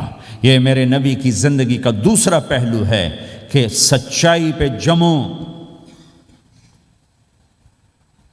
چند پیسے بچانے کے لیے جھوٹ بولنا، ٹیکس بچانے کے لیے جھوٹ بولنا، کتنے پاؤنڈ بچا لوگ؟ ادھر تمہارے سامنے سچ روشن کھڑا ہوا ہے۔ میرے نبی نے کہا الصدق ینجی والکذب یہلک۔ ادھر جھوٹ کھڑا ہے، ادھر جھوٹ کے ساتھ 4 پاؤنڈ بچیں گے، ادھر سچ کے ساتھ اللہ ملے گا، لے لو جو لینا ہے لے لو۔ ہاں، الا لعنت اللہ علی الکاذبین، جھوٹوں پہ اللہ کی لعنت۔ اس لعنت کے ساتھ 400 پاؤنڈ بچا لیے، 4000 بچا لیے، 4 ملین بچا لیے، 4 بلین بچا لیے، 4 ٹریلین بچا لیے، ساری دنیا کو بچا لیا، اور اوپر اللہ کی لعنت پڑی تو اللہ کی قسم گھاٹے کا سودا ہے۔ اور سچے ہو گئے، سچ بولا، یہ میں 100 پاؤنڈ کماتا ہوں، لے لو جو لینا ہے اس میں سے، یہ میں 1000 پاؤنڈ کماتا ہوں، لے لو جو لینا ہے، یہ میں 50,000 پاؤنڈ کماتا ہوں، لے لو جو لینا ہے، کہ مسلمان کی زبان سے جھوٹ نہیں نکلتا، سچ ہی بولتا ہے۔ آپ تشریف لے جا رہے ہیں، ایک آواز ہے یا رسول اللہ، آپ نے یوں دیکھا کوئی نظر نہیں آیا، پھر آواز ہے یا رسول اللہ، تو آپ نے دیکھا کہ ہرنی ڈیئر چھوٹی وہ کھڑی ہوئی رسی میں بندھی، تو آپ نے کہا کیا ہوا؟ کہا جی آپ کا صحابی مجھے پکڑ کے لایا ہے، میرے چھوٹے چھوٹے بچے بھوک سے رو رہے ہوں گے، آپ مجھے چھوڑ دیں، میں بچوں کو دودھ پلا کے واپس آ جاتا، مجھے پتا ہے میرے اللہ کی تقدیر میرے بارے میں کیا ہے۔ تو آپ نے کہا اگر تو واپس نہ آئی تو پھر؟ تو اس نے کہا مجھے اللہ جہنم میں ڈال دے۔ آپ نے اس کی رسی کھول دی، خود وہیں بیٹھ گئے، اس نے دوڑ لگائی اور پہاڑوں میں گم ہو گئے۔ تھوڑی دیر کے بعد وہ دوڑتی ہوئی آئی اور آ کے سر یا رسول اللہ میں حاضر ہو گیا۔ تو آپ نے اس کو باندھ کے وہیں آپ بیٹھ گئے نہیں۔ دیر کے بعد وہ صحابی آئے جو انہوں نے اس کو شکار کیا تھا، پکڑا تھا، تو کہنے لگے، ان کا یا رسول اللہ آپ یہاں کیسے؟ کہ میں ایک درخواست لے کر آیا ہوں۔ کہ کیا؟ کہ یہ ہرنی مجھے ہدیہ کر دو۔ کہ یا رسول اللہ سب کچھ آپ کا ہے، کہ بس یہ ہدیہ کر دو۔ کہ یا رسول اللہ حاضر۔ تو آپ نے اس کو لے کر رسی اس کی گردن سے نکالی کہ جاؤ بچی اپنے بچوں کے پاس جا کے خوشی منا، سچ نجات دیتا ہے اور جھوٹ ہلاک کرتا ہے۔ ایک ہرنی جان کی بازی کھیل گئی سچ بولنے کے لیے، تم چند پونڈوں پہ جھوٹ بولتے ہو، ایمان کو برباد کر کے رکھ دیتے ہو۔ مسلمان جھوٹ نہیں بولتا، مسلمان دھوکہ نہیں دیتا،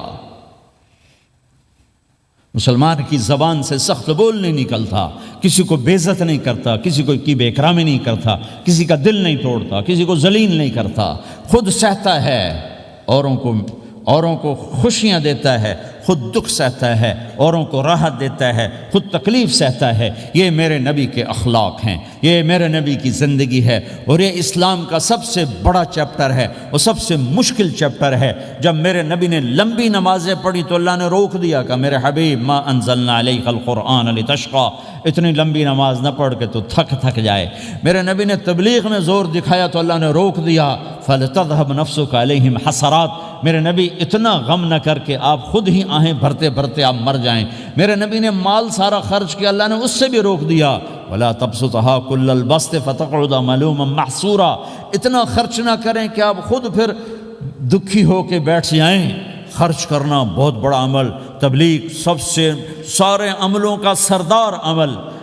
تبلیغ سے بڑا کوئی کام ہوتا تو اللہ نبیوں کو دیتا، اگر تبلیغ سے بڑھ کر کوئی کام ہوتا تو اللہ نبیوں کو دیتا، گشت سے بڑھ کر کوئی محنت ہوتی تو اللہ نبیوں کو دیتا۔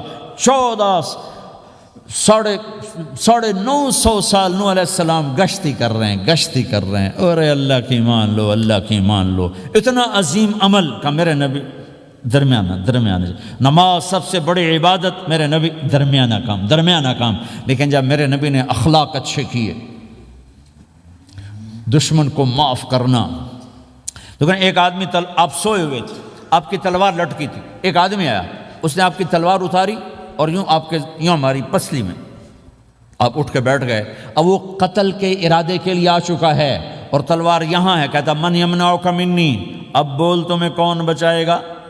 تو آپ نے مسکراتے ہوئے کہا اللہ، تو اس کے ہاتھ سے تلوار گر پڑی، تو آپ نے اٹھا لی، آپ نے یوں سیدھی کی، اب تو بچا، تجھے کون بچائے گا؟ وہ کہنے لگا مجھے تو ہی بچائے گا۔ وہ تو اللہ کو جانتا نہیں تھا، کہا بابا مجھے تو ہی بچائے گا۔ تو آپ کہتے ہیں اس کا سر اڑا دو، یہ نبی کو قتل کرنے آیا ہے۔ میرے نبی نے فرمایا کلمہ پڑھتے ہو؟ کہا نہیں پڑھتا۔ کہا جاؤ معاف کیا۔ یہ میرے نبی کے اخلاق ہیں۔ 20 سال جنہوں نے قتل کے منصوبے بنائے، مکہ والے، جب آپ مکہ میں فاتحانہ داخل ہوئے، ابو سفیان سب سے زیادہ آپ کو دکھ پہنچانے والوں میں پیش تو آپ نے ابو سفیان کو عزت دی۔ جو ابو سفیان کے گھر میں داخل ہوگا اس کو کچھ نہیں کہا جائے گا۔ آپ تو ابو سفیان کو بلا کے سولی پہ لٹکاتے، اور آپ کہہ رہے ہیں جو ابو سفیان کے گھر میں جائے گا اسے کچھ نہیں کہا جائے گا، جو بیت اللہ میں ہوگا اسے کچھ نہیں کہا جائے گا۔ سارا مکہ سامنے، آپ یوں بیت اللہ کا دروازے پر یوں دونوں ہاتھ ایسے ٹکا کے کھڑے تھے۔ پھر آپ نے کہا میں کیا کروں گا اب تمہارے ساتھ؟ تو سہیل بن عمر نے کہا آپ کریم ہیں، کریم کے بیٹے ہیں۔ تو آپ نے کہا جاؤ میں نے معاف کیا۔ یہ اخلاق آج مٹ چکے ہیں، مردوں سے، عورتوں سے، علم والوں سے، خانقاہ والوں سے، تبلیغ والوں سے، سب زیرو ہوئے پڑے ہیں۔ جب تک یہ اخلاق زندہ نہیں ہوتے اسلامی زندگی قائم نہیں ہو سکتی، اسلامی معاشرت قائم نہیں ہو سکتی، اور دین دو چیزوں سے آگے پھیلتا ہے، ایک دعوت اور ایک اخلاق۔ دعوت اور اخلاق۔ دعوت نہیں ہوگی تو اخلاق وہیں پڑے رہ جائیں گے، اخلاق نہیں ہوں گے تو دعوت کوئی قبول نہیں کرے گا۔ میرے نبی نے کتنے معجزے دکھائے مکے میں، نہیں کلمہ پڑھا۔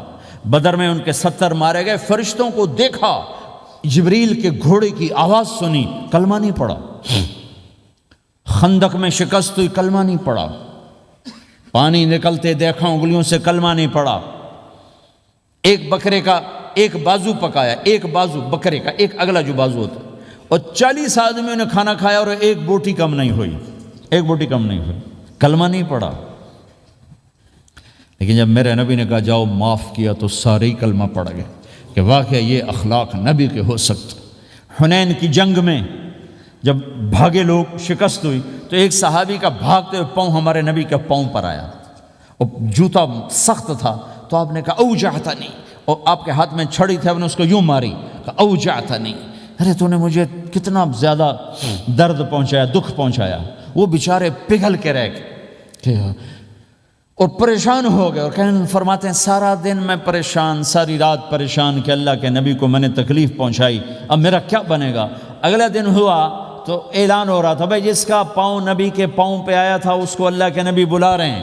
تو صحابی کہنے لگے میں نے سمجھا بس اب میری تو دنیا بھی گئی اور آخرت بھی گئی، اب میرے اوپر کیس بنے گا اور مجھے ڈانٹ ڈپٹ بھی ہوگی، میرا کتنا بڑا گھاٹا نقصان ہوگا۔ یہ حاضر ہوئے ڈرتے ڈرتے، تو آپ نے فرمایا میرے بھائی کل میں نے تمہیں چھڑی ماری تھی، وہ مجھے معاف کر دینا، اور یہ 80 اونٹ تمہیں ہدیہ دیتا ہوں، 80 کیملز یعنی 80 پراڈو، 80 رینج روور کا یہ میری طرف سے تمہیں ہدیہ ہے۔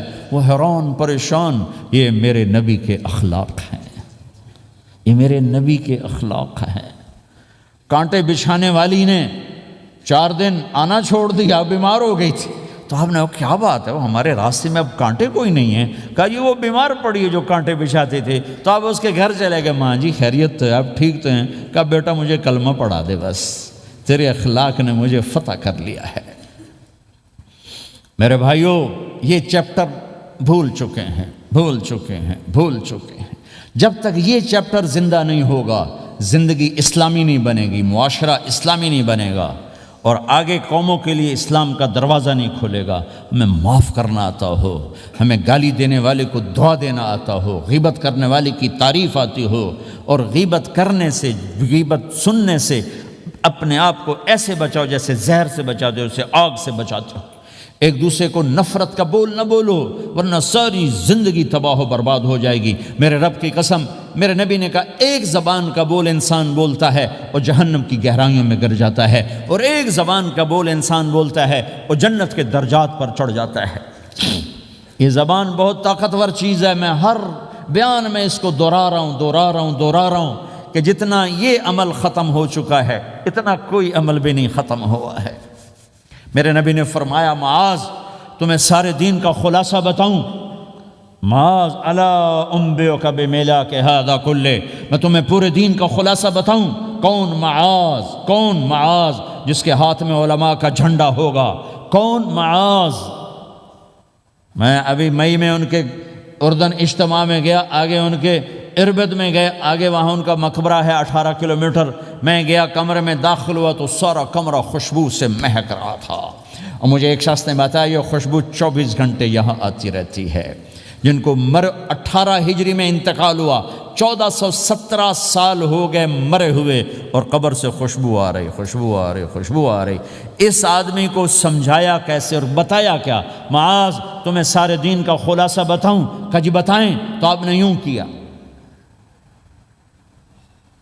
اپنی زبان نکالی اور اس کو پکڑا انگلی سے، پھینکا، کف ھذا، معاذ اس زبان پہ قابو پا جا، یہ پورا دین ہے۔ یہ زبان آج کھل گئی ہے، کھل گئی ہے۔ حضرت لقمان علیہ السلام کا فرمان ہے بیٹا میں چپ رہنے پہ کبھی نہیں پچھتایا، میں ہمیشہ اپنے بول پہ پچھتایا ہوں۔ معاذ نے کہا یا رسول اللہ زبان کے بول پہ پکڑ ہوگی؟ کہ تیرا بھلا ہو جائے معاذ، سب سے زیادہ جہنم میں دھکا دینے والی زبان ہوگی۔ اور ایک صحابی ہیں ابو دجانہ۔ کون ابو دجانہ؟ السابقون الاولون من المہاجرین والانصار، اس میں پہلی صف کے صحابہ۔ کون ابو دجانہ؟ جب آپ حج پر گئے تو اپنی جگہ مدینے کا امیر ابو دجانہ کو بنایا۔ ابو دجانہ حج میں شریک نہیں ہوئے کہ آپ نے اپنی جگہ ان کو اپنا نائب بنا کے وہاں کھڑا فرمایا ابو دجانہ میری جگہ پر مدینے کا امیر ہے، یہ وہ ابو دجانہ ہیں۔ کون ابو دجانہ؟ جو جنگ بدر سے لے کر آخری حج تک ہر سفر میں شریک ہیں، ہر سفر میں شریک ہیں۔ ان کی ایک بات میں بتانا چاہتا ہوں، پہلے تھوڑی سی ان کی ہسٹری بتانا چاہتا ہوں۔ کون ابو دجانہ؟ احد کی جنگ میں آپ نے تلوار اٹھائی، کہا اس تلوار کو کون لے گا؟ کئی صحابہ کھڑے ہو گئے۔ آپ نے کہا اس تلوار کا حق کون ادا کرے گا؟ سارے بیٹھ گئے، 3 آدمی کھڑے رہے، ایک زبیر بن عوام، ایک عمر بن خطاب، ایک ابو دجانہ۔ ان کا نام ہے سماک بن خرشنہ، سماک بن خرشنہ ان کا نام ابو دجانہ سے مشہور ہے۔ تو آپ نے تلوار نہ عمر کو دی، نہ زبیر کو دی، ابو دجانہ کو دی تھی۔ تو عمر رضی اللہ عنہ نے تو محسوس نہیں کیا، حضرت زبیر نے محسوس کیا کہ اس کو کیوں دی، مجھے کیوں نہیں دی؟ میں مہاجرین میں سے ہوں، میں پھوپھی کا بیٹا ہوں، میں اس سے دلیری میں کم نہیں ہوں، بلکہ حضرت زبیر کی دلیری کی تو دھاک تھی، جدھر سلوار چلتی تھی کاٹتی چلی جاتی تھی، کہنے کہ میں دیکھوں گا یہ کیا کرتا ہے۔ تو ابو دجانہ کے پیچھے پیچھے زبیر ہو لیے۔ تو ابو دجانہ نے جو حملہ کیا تو 3000 کا لشکر تھا، اس کو چیر کے پار نکل کے، پورے لشکر کو کاٹ کے پار نکل کے، اور آگے عورتیں کھڑی تھیں جو مکے کے لشکر کو تیار کر رہی تھیں۔ نحن بنات طارقی نمشی علی النمارقی مشی القتل بوارقی المسک فی المخالقی المسک فی المفارقی والدر فی المخالقی ان تقبلوا نعانقی وتدبروا نفارقی فراق غیر وامقی، یہ گانا گا رہی تھیں اور ان کو تیار کر رہی تھیں۔ تو جب ابو دجانہ کی تلوار نظر آئی تو سب بھاگیں، ہندا پکڑی گئی، تو آپ نے یوں اپنی تلوار ہندا کے سر پر رکھی، انہوں نے چیخ ماری، تلوار ہٹا لی۔ تو زبیر پیچھے پیچھے کہ کیا کیا ہے؟ جنگ میں اگر کوئی عورت حصہ لے اسے مارنا جائز ہے، ویسے جائز نہیں ہے، عورت کو، بچے کو، بوڑھے کو ہاتھ لگانا جائز نہیں ہے۔ تو انہوں نے کہا تلوار کیوں نہیں چلائی؟ کہا میرے محبوب کی تلوار ہے، عورت کے خون سے رنگین کر کے اس کی شان نہیں گھٹانا چاہتا، یہ میرے نبی کی تلوار۔ پھر واپس ہوئے، پھر اٹیک کیا اور پھر مجمع کو چیر دیا۔ سامنے ایک آدمی آ رہا تھا ہاتھی کی طرح، اتنا لمبا موٹا تازہ۔ تو زبیر کہنے لگے میرے جی میں آیا کبھی اس کی ٹکر ہونا، پھر میں دیکھوں ابو دجانہ کیا چیز ہے۔ تو اللہ کا کرنا ایسا ہوا، ابو دجانہ دونوں آمنے سامنے ہو گئے۔ تو وہ ایسے شاہ سوار تھے کہ دونوں طرف کے لشکر ذرا تھم گئے اور وہ دونوں بھڑ گئے۔ ابو دجانہ کے اپنے جوہر، اس پہلوان کے اپنے جوہر، غبار اٹھا، مٹی اٹھی، اور اس کی اپنی طاقت، ان کی اپنی طاقت، انہوں نے ابو دجانہ کو اس نے زخمی کر دیا۔ ابو دجانہ نے جو جوش میں آ کے ماری تلوار، اس کو لگی یہاں، تو اتنی طاقت سے لگی کہ اس کے نیچے اتر کر 2 ٹکڑوں میں تقسیم کر دی۔ یوں ماری تو ایک حصہ ادھر، ایک حصہ، پھر یوں دیکھا اور اپنے چہرے سے لوہی کی ٹوپی اتاری، کما ترا انا ابو دجانہ، کیا دیکھ رہے ہو؟ میں ہوں ابو دجانہ، تلوار صحیح لی ہے میں نے، غلط نہیں لی۔ یہ ابو دجانہ ہیں۔ اور جب شکست ہو گئی احد کی جنگ میں، اور پھر 10-12 آدمی نے آپ کو گھیرے میں لیا ہوا تھا، ان میں ایک ابو بکر تھے، عمر تھے، علی تھے، طلحہ تھے، زبیر تھے، سعد بن ابی وقاص تھے، اور سہل بن حنیف تھے، عبادہ قتادہ بن نعمان تھے، اور ابو دجانہ تھے رضی اللہ تعالی عنہم۔ ان میں سے ایک ابو دجانہ بھی تھے۔ اور یمامہ کی جنگ میں ابو دجانہ شہید ہوئے، یمامہ کی جنگ میں شہید ہوئے۔ یہ ابو دجانہ کی تھوڑی سی سیرت آپ کے سامنے آئی ہے۔ اس کے بعد اب آپ ان کے قول کو سنو تاکہ اس کا وزن آپ کے سامنے آئے۔ یہ بدر کے شریک ہیں، اللہ کے نبی نے کہا بدر کا صحابی جو مرضی کرے بخشا گیا۔ یہ صلح حدیبیہ کے شریک ہیں، اللہ نے قرآن میں کہا لقد رضی اللہ، میں ان سے راضی ہو گیا۔ یہ صحابی ہیں، اللہ نے کہا کلا وعد اللہ الحسنی، اے میرا نبی تیرے ہر صحابی کے لیے جنت کا وعدہ ہے۔ اور اب یہ کیا کہتے ہیں؟ یہ کیا کہتے ہیں لوگو؟ ان ارجع عملی عند، لوگو میرے پاس، ابو دجانہ میرے پاس بخشش کا سب سے بڑا عمل جانتے ہو کیا ہے؟ بدر نہیں، احد نہیں، حدیبیہ نہیں، خندق نہیں، خیبر نہیں، فتح مکہ نہیں، آخری حج نہیں۔ کیا ہے؟ کیا ہے لوگو؟ ان ارجع عملی عندی، میرے پاس آخرت میں بخشش کا سب سے بڑا عمل بس ایک ہے کہ ما آذیت احدا بلسانی، میں نے اپنی زبان سے کبھی کسی کو دکھ نہیں پہنچایا۔ ولا اجد فی قلبی غلا لاحد، اور میرے دل میں کسی کے لیے بغض کوئی نہیں ہے، بس یہ میری بخشش کا عمل ہے۔ تو بھائیو، نبی کے اخلاق میں دو چیزیں لے لو، ایک زبان سے کسی کو دکھ نہ دو، ایک دل میں کسی کا بغض نہ رکھو۔ اللہ کی قسم بغیر حساب کتاب کے جنت میں جاؤ گے۔ بڑے بڑے جنید بغدادی اور بڑے بڑے معرفت والے تمہیں دیکھتے رہ جائیں گے، تمہاری رفتار اتنی تیز ہوگی کہ تمہیں وہی پکڑ سکے گا جس کا یہ دو عمل تم سے زیادہ اچھا ہوگا۔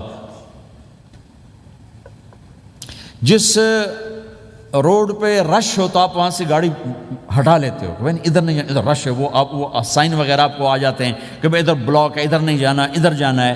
تو جہاں روڈ پہ رش ہوتا ہے تو قیمتی سے قیمتی گاڑی کی رفتار بھی آہستہ ہو جاتی ہے، اور جہاں روڈ خالی ہوتا ہے تو پرانی گاڑی بھی بھاگے جا رہی ہوتی ہے۔ ہمارے یہاں پرانی گاڑی ہوتی ہے نا، پرانی بسوں کے پیچھے لکھا ہوتا ہے نہ انجن کی خوبی نہ ڈرائیور کا کمال، خدا کے سہارے چلی جا رہی ہے۔ اور جس کے پاس ایسی گاڑی ہو، نہ انجن کی خوبی نہ ڈرائیور کا کمال، تو اگر اس کو روڈ خالی مل جائے تو وہ تو مرسیڈیز والے سے پہلے پہنچے گا، رینج روور والے سے پہلے پہنچے گا، بینٹلی والے سے پہلے پہنچے گا، رولز رائس والے سے پہلے پہنچے گا، جو وہ تو پھنسی کھڑی ہے اور اس کا روڈ ہی خالی ہے۔ تو میرے بھائیوں، یہ میں ایک مثال دیتا ہوں، عبادات کی روڈ پہ بہت رش ہے، نمازی بے شمار ہیں، روزے دار بے شمار ہیں، عمرے والے بے شمار ہیں، حج والے بے شمار ہیں، اور تہجد گزار بے شمار ہیں، علماء بے شمار ہیں، حافظ بے شمار ہیں، ذکر والے بے شمار ہیں، بہت رش ہے، تبلیغ والے بے شمار ہیں، لیکن جو اخلاق والا روڈ ہے نا، یہ خالی پڑا ہے۔ اس پہ موٹر سوزوکی پہ چڑھ کے آ جاؤ تو سب سے آگے نکل جاؤ گے، سائیکل پہ چڑھ کے آ جاؤ تو سب سے آگے نکل جاؤ گے، کہ روڈ ہی خالی ہے۔ اخلاق کا روڈ خالی ہے۔ غصے کو پینا، دکھ دینے والے کے سامنے، درد دینے والے کو خوشیاں دینا، گالی دینے والے کو دعا دینا، کرو تو صحیح۔ میرے رب کی قسم، اس میں وہ لذت ہے کہ ساری دنیا کی لذتیں تمہیں بھول جائیں گی اگر یہ لذت تمہیں مل گئی۔ پی جا ایام کی تلخی کو بھی ہنس کے ناصر، غم کے سہنے میں بھی قدرت نے مزہ رکھا ہے۔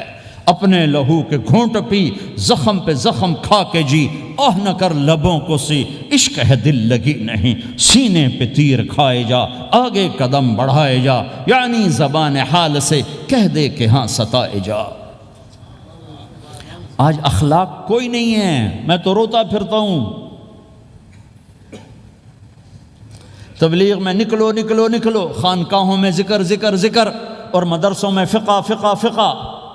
کوئی تو اس سبق کو بھی، یا اور بھی دکھ ہیں زمانے میں محبت کے سوا، راحتیں اور بھی ہیں وصل کی راحت کے سوا۔ جس دن امت کے اخلاق زندہ ہوئے، آپ اسلام کی بہار دیکھو گے۔ اگر اپنے گھر میں خوشیاں لانا چاہتے ہو تو اللہ کی قسم بڑے گھر سے نہیں آئے گی، کوئی 5 لاکھ پاؤنڈ کی گاڑی سے خوشی نہیں آئے گی، کوئی بہت بڑا عالی شان بنگلہ بنانے سے خوشی نہیں آئے گی، تمہارے اخلاق سے گھر میں خوشی آئے گی۔ اگر بیوی کا سلوک تمہارے ساتھ اچھا ہے، تمہارا سلوک بیوی کے ساتھ اچھا ہے، اس گھر میں خوشی ہے۔ بیوی کا بول بدتمیز ہو تو خامند کی زندگی برباد، خامند کا بول بدتمیز ہو تو بیوی کی زندگی برباد، اولاد بد اخلاق ہو تو ماں باپ کی زندگی برباد، ماں باپ میں سختی ہو تو اولاد کی زندگی برباد، بھائی میں بول میں سختی ہو تو بھائی کی زندگی برباد، بہن بھائیوں میں سختی ہو تو بہن بھائی کی زندگی برباد، نیبر کے ساتھ سختی ہو تو نیبر کی زندگی برباد۔ میرے نبی نے فرمایا، ما آمن بی من بات شبعان و جارہ جائع، وہ میرے اوپر ایمان لایا ہی نہیں جو خود پیٹ بھر کے کھائے اور پڑوسی بھوکا ہو۔ واللہ لا یؤمن، واللہ لا یؤمن، واللہ لا یؤمن، 3 دفعہ اللہ کی قسم ایمان والا نہیں، اللہ کی قسم ایمان والا نہیں، اللہ کی قسم ایمان والا نہیں۔ کون یا رسول اللہ؟ الذی لا یأمن جارہ بوائقہ، جو پڑوسیوں کو تنگ کرے وہ ایمان والا نہیں ہے۔ میرے بھائیو، یہ چیپٹر مٹ چکا ہے، کہیں نہیں دیکھنے کو ملتا ہے۔ ایسا نہیں کہ دنیا خالی ہو گئی ہے، لیکن 1 کروڑ میں 1 ملا تو کیا ملا، 1 کروڑ میں بھی 1 نہیں ملتا۔ میں بڑے لمبے سفر کر کے اس نتیجے پر پہنچا ہوں کہ 1 کروڑ مسلمان اکٹھے کروں اس میں لاکھوں تہجد گزار ہوں گے، لاکھوں 5 وقت کے نمازی ہوں گے، اس میں لاکھوں عمر حج کرنے والے ہوں گے، اس میں لاکھوں علماء حفاظ ہوں گے، لیکن شاید اخلاق والا ایک بھی نہ، ایک بھی نہ۔ اپنی زندگی کو اگر سکھ دینا ہے، چیزوں کے پیچھے نہ دوڑو، اخلاق بناؤ۔ مقدر کی چیزیں ملیں گی، کمائیوں میں حلال لاؤ، حرام سے بچو، سچ پہ آؤ، جھوٹ سے بچو، دھوکہ نہ دو کسی کو، ورنہ زندگی ویران ہو جائے گی۔ ٹیکس بچانے کے لیے جھوٹ نہ بولو، ورنہ دل کالا ہو جائے گا۔ جھوٹ پیسے کی خاطر، لعنت ہے اس دولت پر، لعنت ہے اس ملک پر۔ ہے کیا مثالیں اس امت نے قائم کی ہیں، اچھوں سے برے، بروں سے اچھے ہمیشہ پیدا ہوتے چلے آئے۔ یزید فاسق، فاجر، ظالم، 3 بر اعظم کی حکومت چھوڑ کے مر رہا ہے، 34 سال کی عمر، اور بعض آتا ہے 38 سال کی عمر، 40 سال کو نہیں پہنچا، 40 سال سے پہلے مر گیا۔ اس کا بیٹا معاویہ بن یزید رضی اللہ تعالیٰ عنہ، 3 بر اعظم کی حکومت، 3 بر اعظم کی حکومت، 40 دن حکومت کی، 40 دن، پھر اپنے سارے خاندان کو اکٹھا کیا اور کہا دیکھو لوگو، جس حکومت کے نیچے حسین کا خون گرا ہو، میں اس حکومت پہ لعنت بھیجتا ہوں۔ یہ ہے تمہاری حکومت، جس کو مرضی دے دو، مجھے نہیں چاہیے۔ 3 بر اعظم کی حکومت چھوڑ دی، صرف 22 سال کی عمر میں، 22 سال کی بھرپور جوانی کی عمر میں حکومت کو لات مار دی۔ میں چند پاؤنڈ کے لیے سچ کو لات مار دوں؟ میں چند پاؤنڈ کے لیے انسانوں کو دھوکہ دوں؟ تو بھائیو سچ کے عادی بنو۔ بڑا عالی خلق ہے سچ بولنا، بڑے عالی اخلاق ہیں لوگوں کو نفع پہنچانا، لوگوں کے سامنے میٹھا بنو، کڑواہٹ اندر رکھو، مٹھاس تقسیم کرو، پوری دنیا میں دین زندہ ہوگا۔ اس نقل و حرکت، یہ دعوت کی نقل و حرکت، میں بولٹن میں آج سے 31 سال پہلے بھی آیا تھا، 20 آدمی نہیں اکٹھے کر سکے تھے ہم، سارے دن کے گشتوں کے بعد۔ ایک گرجا مسجد تھا اس وقت، تو ہم کو 50 آدمی اکٹھے نہیں کر سکے تھے۔ آئیے ہزاروں کا مجمع ہے، اس کے پیچھے پتہ نہیں کتنی محنتیں ہوئی ہیں، تب جا کر یہ رنگ بنا ہے، اس ایک شکل بنی ہے، اس میں رنگ بھرنے کی ضرورت ہے، اور وہ ہے میرے نبی کے اخلاق، میرے نبی کی مبارک زندگی، جس میں درگزر، جس میں معاف کرنا، جس میں میٹھا بول، جس میں چھوٹا بن جانا اور دوسرے کو بڑا بنانا، جس میں سچ بولنا، جس میں دھوکے سے بچنا، یہ مسلمان کی شان ہے۔ تو ہمارے تو نوجوان یہاں کی لڑکیوں کو دھوکہ دیتے ہیں، پیپر بنانے کے لیے یہاں کی لڑکیوں سے شادی کرتے ہیں، ان کی زندگیاں برباد کر دیتے ہیں، اپنا ایمان خراب کرتے ہیں، ان کی زندگی خراب کرتے ہیں۔ مسلمان ہی دھوکے باز بن جائے تو لوگوں کو راہبری راہبر کون بنے گا؟ تو میرے بھائیو، اللہ اس کے رسول کو ڈھونڈنے کے لیے یہ تبلیغ کی محنت ہے، در در پھرو، اور یہ 2 باتیں بن جائیں، ایک ہماری عبادات ٹھیک ہو جائے، ایک ہمارے اخلاق ٹھیک ہو جائے۔ اس کو لے کر جب ہم پھریں گے تو اللہ کے فضل سے ایک لہر چلے گی جو دنیا کے ہر آخری کونے تک پہنچے گی، ہر گھر کو اللہ تعالیٰ توحید کے نور سے روشن کر دے گا۔ اس کے لیے ہم وقت مانگتے ہیں کہ یہ ایک زندگی ہے جو میرے 1.25 گھنٹے کی تقریر سے 1.5 گھنٹے کی تقریر سے قابو میں نہیں آئے گی، اس کو سیکھنے کے لیے وقت مانگتے ہیں۔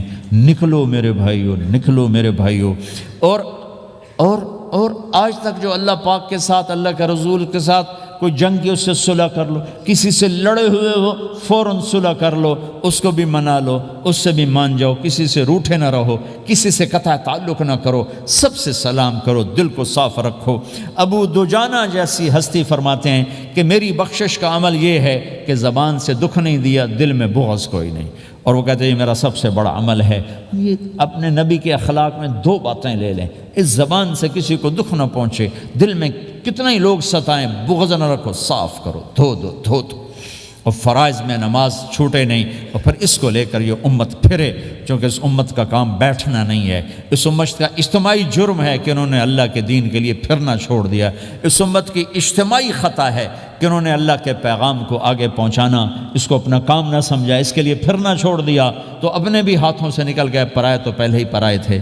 تو میرے بھائیو اس کے لیے نیت کرو، ارادے کرو۔ جو بھائی یہ تیار ہوں یہ دسمبر کے آخر تک تو وہ کھڑے ہو کر ذرا اپنے ناموں کا اظہار فرما دیں، اور جو چھٹیاں آ رہی یہ ساری چھٹیاں لگانے کے لیے جو نوجوان تیار ہوں وہ بھی کھڑے ہو کے اپنی شکلیں زیارت کروا دیں، اللہ بھی راضی ہو جائے، اللہ کا نبی بھی راضی ہو جائے۔ جلدی سے کھڑے ہو کر بتا دیں، فرمائیں جی۔ ہمت کر کے فرمائے ماشاءاللہ، اپنا نام لکھوائے ماشاءاللہ۔ بولو بھائی، یہ چھٹیاں تو ماشاءاللہ ہوتی ہیں، اس میں نوجوانوں کو نکلنا چاہیے۔ اکثر نوجوان بیٹھے ہیں، اٹھو بھائی۔ جی بھائی ہمت فرمائے ماشاءاللہ۔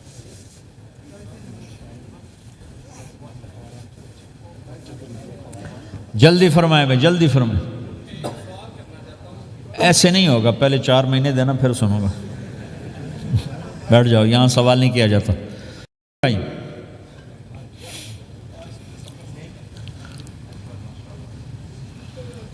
جلدی سے بتائیں بھائی، جلدی سے بتائیں بھائی، ان چھٹیوں میں کون نکلے گا اللہ کے راستے میں؟ ان چھٹیوں میں جو نوجوان تیار ہوں کھڑے ہو جائیں، ان چھٹیوں میں جو تیار ہیں چھٹیاں لگانے کے وہ کھڑے ہو جائیں۔ چھٹیاں اللہ کے راستے میں۔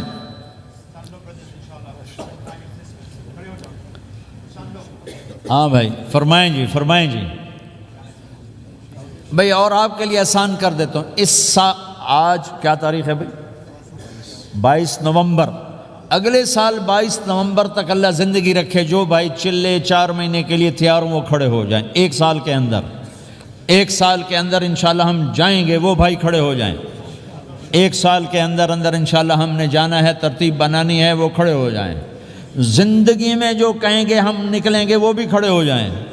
چلو سارے بیریئر ہٹا دیتا ہوں، لو بھائی سب کی تشکیل ہو، بیٹھ جاؤ بھائی ماشاءاللہ، بیٹھ جاؤ بھائی، بیٹھ جاؤ بھائی، بیٹھ جاؤ بھائی۔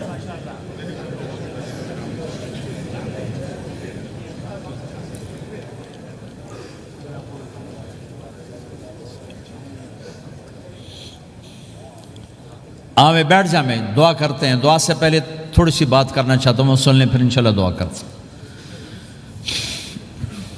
مسلمان کی زندگی چلتے پھرتے دعوت ہے، مسلمان کی زندگی چلتی پھرتی دعوت ہے۔ اگر اسلام ہماری زندگی میں ہو، عبادات ایسی چیزیں جو نظر نہیں آتی، اخلاق ایسے چیزیں جو چھپ نہیں سکتی۔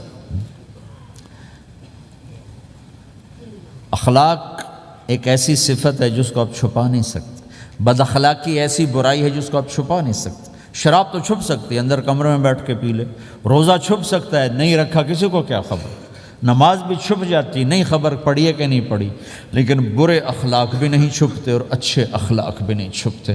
ایک اچھے اخلاق خوشبو کی طرح مہکتے ہیں اور برے اخلاق گندگی طرح بدبو چھوڑتے ہیں۔ ہمارا معاشرہ اسلامی اس وقت بنے گا جب ہمارے اخلاق عالی ہوں گے، تو یہ نقل و حرکت اس کو طاقت پہنچائے گی۔ یہ گھر بیٹھنے سے چیز نہیں آئے گی بھائی، پھرنا پڑے گا، دھکے کھانے پڑیں گے، لیکن ان دھکوں میں بھی اللہ نے بڑی لذت رکھی ہے، بہت عجب نشہ ہے اس کا۔ جنید جمشید مجھے پہلی دفعہ ملا 97، جب وہ بہت بڑا اس وقت تھا، وہ لیجنڈ گلوکار، تو اس نے مجھ سے کہا کہ مولانا جس گلیمر کو پاکستانی نوجوان خوابوں میں دیکھتے ہیں وہ گلیمر مجھے فزیکلی حاصل ہے، لیکن میرے اندر اندھیرا ہے، روشنی نہیں، خالی ہے۔ کیوں؟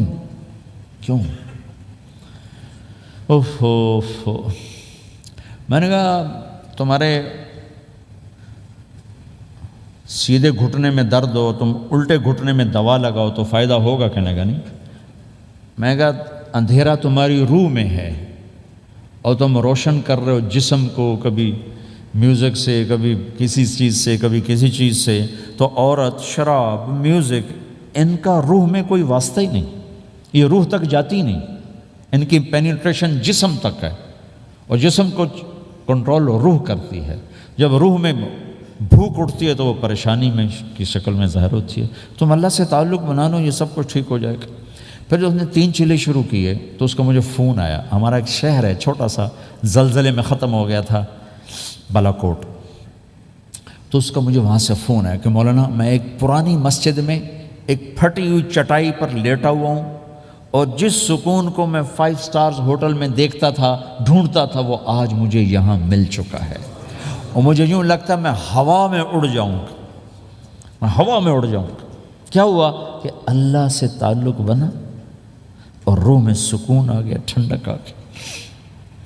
تو ایک گناہوں سے بچنا اور ایک فرائض کو پورا کرنا، ایک اپنے اخلاق کو ٹھیک کرنا،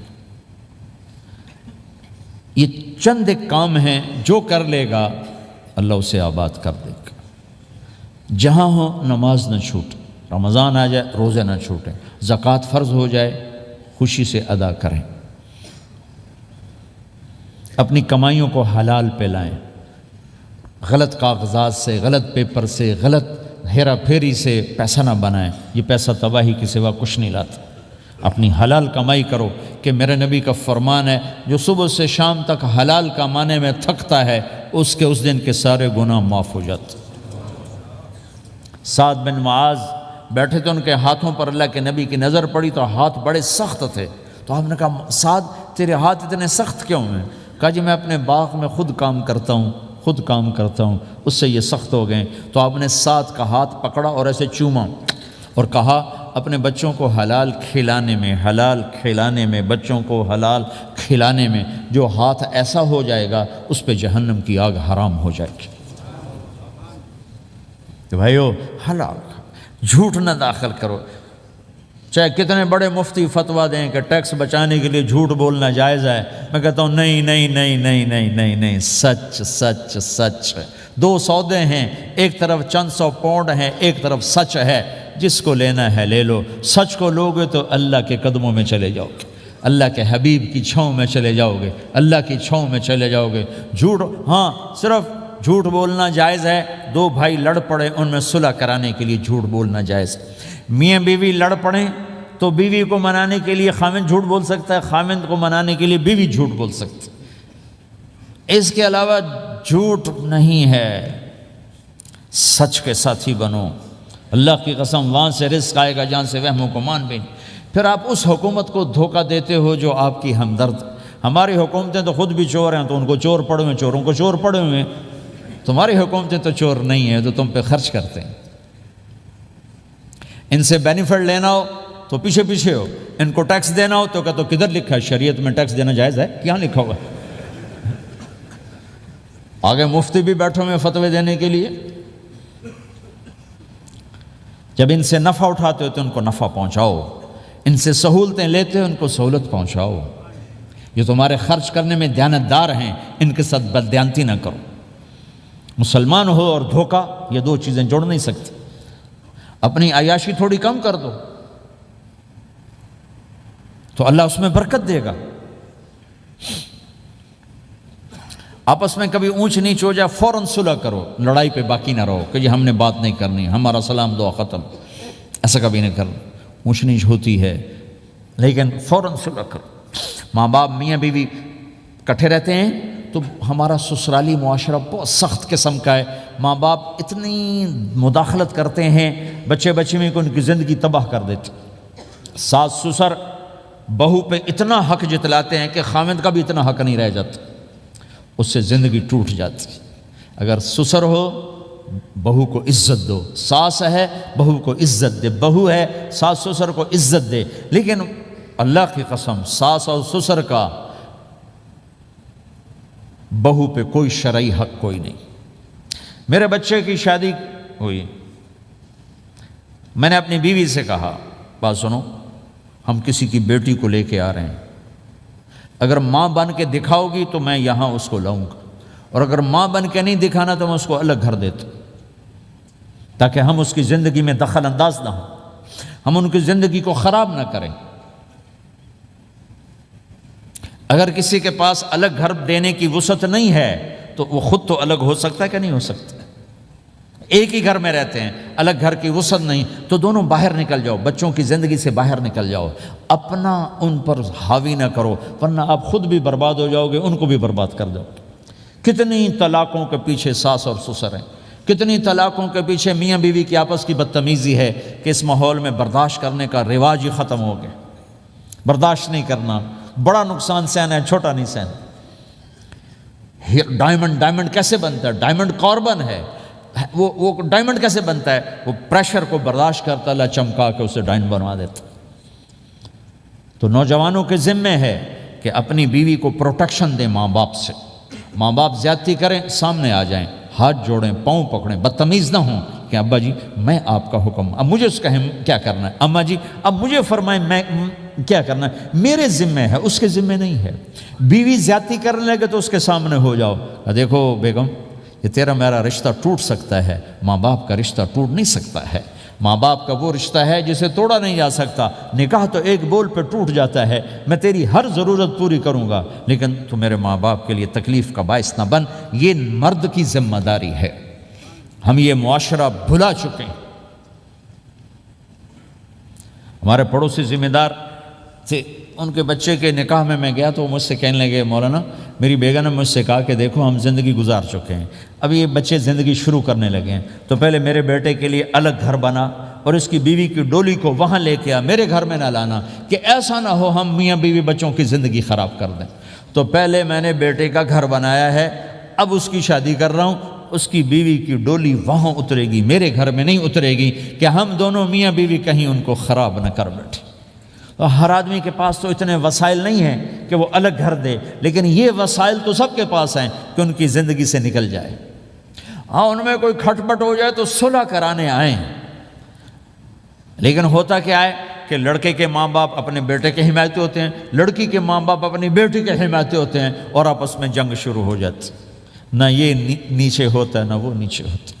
نئی شادی ہوتی، زندگی گزارنے کا پتہ نہیں ہوتا، ٹھوکریں کھاتے ہیں تو ان کو سنبھالنے کی ضرورت ہوتی ہے، لیکن ہوتا کیا ہے کہ ماں باپ اپنے بیٹے کے کان میں نہ بیوی کی شکایتیں لگاتے رہے، یہ کرتی ہے یہ کرتی ہے یہ کرتی ہے، اور وہ بچی کو اس کے ماں باپ کہتے رہے یہ کرتے ہیں یہ کرتے ہیں یہ کرتے ہیں۔ زبان پر ٹیپ لگا لو تو آپ کی زندگی روشن ہو جائے گی، آپ کا جیون خوبصورت ہو جائے گا۔ اور کبھی اونچ نیچ ہو جائے تو معافی مانگو، فوراً معافی مانگو۔ میاں بیوی لڑ پڑیں اور پھر صلح کر لیں تو اللہ کو یہ عمل اتنا پسند ہے کہ ان کی صلح پر پچھلے سارے گناہ ان کے معاف کر دیتے۔ قرآن کی ایک آیت اتری ہی میاں بیوی کی لڑائی پر تھی۔ ایک خاوند اپنی بیوی پہ بڑے ناراض ہو گئے، مسجد میں بیٹھے بیٹھے انہوں نے نیت کی گھر جاؤں گا اور بیوی کی ٹھکائی کروں گا۔ یہ انہوں نے نیت کی، مسجد میں بیٹھے بیٹھے نیت کی گھر جاؤں گا میں انہوں چنگا لتر پھیرنا ہے۔ میرے اللہ تو آسمان زمین اللہ کے لیے تو سب برابر ہے دیکھنا۔ تو اللہ پاک نے اسی وقت قرآن اتارا، اسی وقت یا ایھا الذین آمنوا ان من ازواجکم و اولادکم عدوا لکم فاحذروہم۔ اے ایمان والو، بیوی بچے اولاد، عدوکم نہیں کہا، عدو لکم، بیچ میں لام لائے ہیں یہ بتانے کے لیے کہ عدو اصلی معنی میں نہیں ہے، یہ اس معنی میں ہے کہ اے ایمان والو تمہارا بیوی بچوں کے ساتھ ٹھائیا ہو سکتا ہے، کھٹ پٹ ہو سکتی ہے، جھگڑا چھوٹا موٹا ہو سکتا ہے، کیا کرنا ہے؟ فاحذروہم، اس سے بچنا ہے، بڑھانا نہیں، بچنا ہے۔ کیسے بچنا ہے؟ ان تعفو، اس جھگڑے کو بڑھانا نہیں، مٹانا ہے۔ وتصفحوا، اس کا اثر دل سے مٹانا ہے۔ وتغفروا، پھر دوسرے کو معاف کرنا ہے۔ یہ تین کام میاں بیوی کرو، اگلا میں کروں گا، فإن اللہ غفور الرحیم، تمہارے پچھلے میں سارے معاف کر دوں۔ تو اگر اس مجمع میں کوئی بیوی سے لڑا بیٹھا ہے تو جاتے جا کے صلح کر، کوئی ماں باپ سے لڑا بیٹھا ہے تو جاتے جا کے صلح کر، کوئی ماں باپ بچوں سے ناراض ہیں جا کے خود مان جائیں۔ اس ماحول میں بچوں کو پیار سے لے کے چلنے کی ضرورت۔ میرے نبی کی زندگی محبت کا شاہکار ہے، ساری زندگی کسی کو ڈانٹا نہیں، ساری زندگی کسی کو ڈانٹا نہیں، اپنی وجہ سے، کسی پہ ہاتھ نہیں اٹھایا، اپنی وجہ سے۔ حسن فرماتے میں نے 10 سال اللہ کے نبی کی خدمت کی، ایک دفعہ نہیں کہا یہ کیوں کیا، ایک دفعہ نہیں کہا یہ کیوں نہیں کیا۔ تو بھائیو یہ خوبصورت زندگی ہے۔ آپ کے ہاں تو خادم نہیں ہوتے، سارا گھرانہ ہی خادم ہوتا ہے، تو میں پاکستان میں ہوں تو میں اگلا چیپٹر بیان کرتا ہوں کہ نوکروں کے ساتھ بھی اچھا سلوک کرو. وہ یہاں ہے ہی نہیں. تسی آپ پہ ہی بانڈے مانجنے، آپ پہ ہی ٹوائلٹ صاف کرنا ہے، آپ پہ ہی گڈی صاف کرنی، ڈرائیور بھی آپ پہ تے مالک بھی آپ پہ، پٹرول بھی آپ پہ پاؤ بھائی. چنگا انگلینڈ ہے، پٹرول بھی آپ پہ پاؤ، ہوا بھی آپ پہ بھرو. 2.5 لاکھ کی گاڑی یا ڈرائیور آپ پہ. ہماری 2.5 لاکھ پاؤنڈ کی، ہماری 2.5 لاکھ کی سزوکی ہوتی ہے. ہمارا نوکر بیٹھا گاڑی چلا رہا تھا. نوکر تو اللہ کی بڑی نعمت ہے، تم اس سے محروم ہو. کچھ اس کے فائدے بھی ہیں، کچھ نقصان بھی ہیں، لیکن فائدے زیادہ ہیں. ہمارے بچے اتنے سست ہو جاتے ہیں کہ پانی کا گلاس کہو تو اٹھ کے ہی نہیں دیتے، وہ آگے نوکر کو بلاتے. میری اپنی میرے ابا جی مجھے کوئی کام کہتے، پتر جا میں نا انہوں صد کیا، تو میں باہر جا ابا جی آدھے انہوں صد کیا. میں خود نہیں جاتا، ایسی سستی پڑ جاتی. یعنی تمہیں اپنی حماقت سے بتا رہا ہوں. سردی میں لیٹا ہوا تھا تو میری رضائی گر گئی، تو میں نے باہر سے نوکر بولایا. میں کہا بشیرہ او جی اور ہمیں نا رضائی میرے اتے پا. تو اپنا سنا رہا ہوں. لیکن آپ جہاں جاب کرتے ہیں، جہاں جاب کرتے ہیں وہاں دیانتداری سے جاب کرو، دھوکہ نہ ہو، فریب نہ ہو، فراڈ نہ ہو. آپ بھی کہیں ملازم تو ہیں، کہیں کام کر رہے ہیں، کوئی آپ کی دکان پہ کام کر رہا ہے، گھروں میں کام کرنے والے، دکانوں پہ کام کرنے والے تو ہیں. اور جن لوگوں کے پاس پیپر نہیں ہوتے ان کو اتنے تھوڑے پیسے دیتے ہیں کہ وہ بیچارے روٹی بھی نہ کھا سکیں کہ بھائی یہ لینے، چونکہ ان کو پتہ ہے یہ بیچارہ پھنسا ہوا ہے اور کہیں نہیں جا سکتا ہے. تو ایسا نہ کرو، یہ ظلم نہ کرو. اول تو ایسے لوگ رکھو نہیں، تمہارے لیے قانون اس کی گنجائش کوئی نہیں. لیکن اگر کوئی اس طرح رکھتا ہے تو پھر یہ ظلم نہ کرے کہ 100 کی بجائے 10 پاؤنڈ دے رہا ہو کہ بھائی لینے تو لے لو. اس کو پتہ ہے اس بیچارے نے کہیں نہیں جانا. ایسے ظالم نہ بنو. وہ ہمارے یہاں کرائسس چل رہا ہے بہت زیادہ، تو جو بیچارہ پھنس جاتا ہے نا تو اپنی پراپرٹی بیچنے پر آتا ہے تو اس کی 1 کروڑ کی پراپرٹی کے 20 لاکھ لگاتے ہیں. میں گزر رہا تھا مال ٹاؤن میں، ایک دوست کے پاس ٹھہرا تھا، وہ پراپرٹی ڈیلر تھا. تو ہم صبح واک کر رہے تھے تو ایک گھر کے قریب سے گزرے، کوئی 6 کنال کا گھر تھا. مجھ سے کہنے لگا مولانا اس گھر کی قیمت ہے 24 کروڑ. 24 کروڑ کا گھر ہے فزیکلی، لیکن اس کا مالک پھنس چکا ہے قرضوں میں، اب اس کو بیچنا چاہتا ہے. تو 18 کروڑ سے اوپر 1 پیسہ نہیں کوئی لگا رہا. اور یہ اس بیچارہ بیچے گا، یہ 8 کروڑ کا لاس لے کر، 6 کروڑ کا لاس لے کر بیچے گا چونکہ یہ پھنس چکا ہے. میں نے کہا اگر میرے پاس پیسے ہوتے تو میں اس کا 24 کروڑ کا گھر لیتا 30 کروڑ کا، کہ 24 کروڑ اس کے قرضے میں جاتے اور 6 کروڑ سے اپنا الگ کاروبار کر لیتا. مسلمان تو مظلوم کی مدد کرتا ہے، مسلمان تو دکھی کی مدد کرتا ہے، نہ کہ مصیبت زدہ کو اور لوٹ لینا، مرے نو مارے شاہ مدار، یعنی مصیبت زدہ پر اور مصیبت ڈالنا. بھائیو یہ وہ خوبصورت اخلاق ہیں، اپناؤ گے اللہ چمکائے گا، اللہ اس جہان کی عزت دے گا. اور ایک آخری میری بات ہے، بہت بڑا مجمع ہے، بہت سارے نوجوان نظر آ رہے ہیں. آج تک جو اللہ رسول سے جنگ کی اس سے صلح کر لیں، جو گناہ کی اس سے معافی مانگ لیں. ادھر ہم معافی مانگیں ادھر اللہ معاف کر دے گا، ادھر ہم توبہ کریں ادھر اللہ معاف کر دے گا. اور آپ تو ماشاءاللہ سارے بہت اچھے بیٹھے ہوئے ہیں. میرا ایک شاگرد ہے مولوی امجد، کراچی میں امام مسجد، اس کے پڑوس میں ایک عورت تھی، وہ لڑکیاں سپلائی کرنے کا کام کرتی تھی. کتنا ذلیل کام ہے. اور سال ہا سال سے اس کے بیٹے سے اس میرے شاگرد نے دوستی لگائی اور میرے بیان کی کیسٹ دے دی کہ بھائی یہ سن لینا، میرے استاد جی کی کیسٹ. اس نے گھر میں جا کے لگا لی. اس کی ماں چلتے پھرتے کانوں میں آواز پڑ رہی ہے.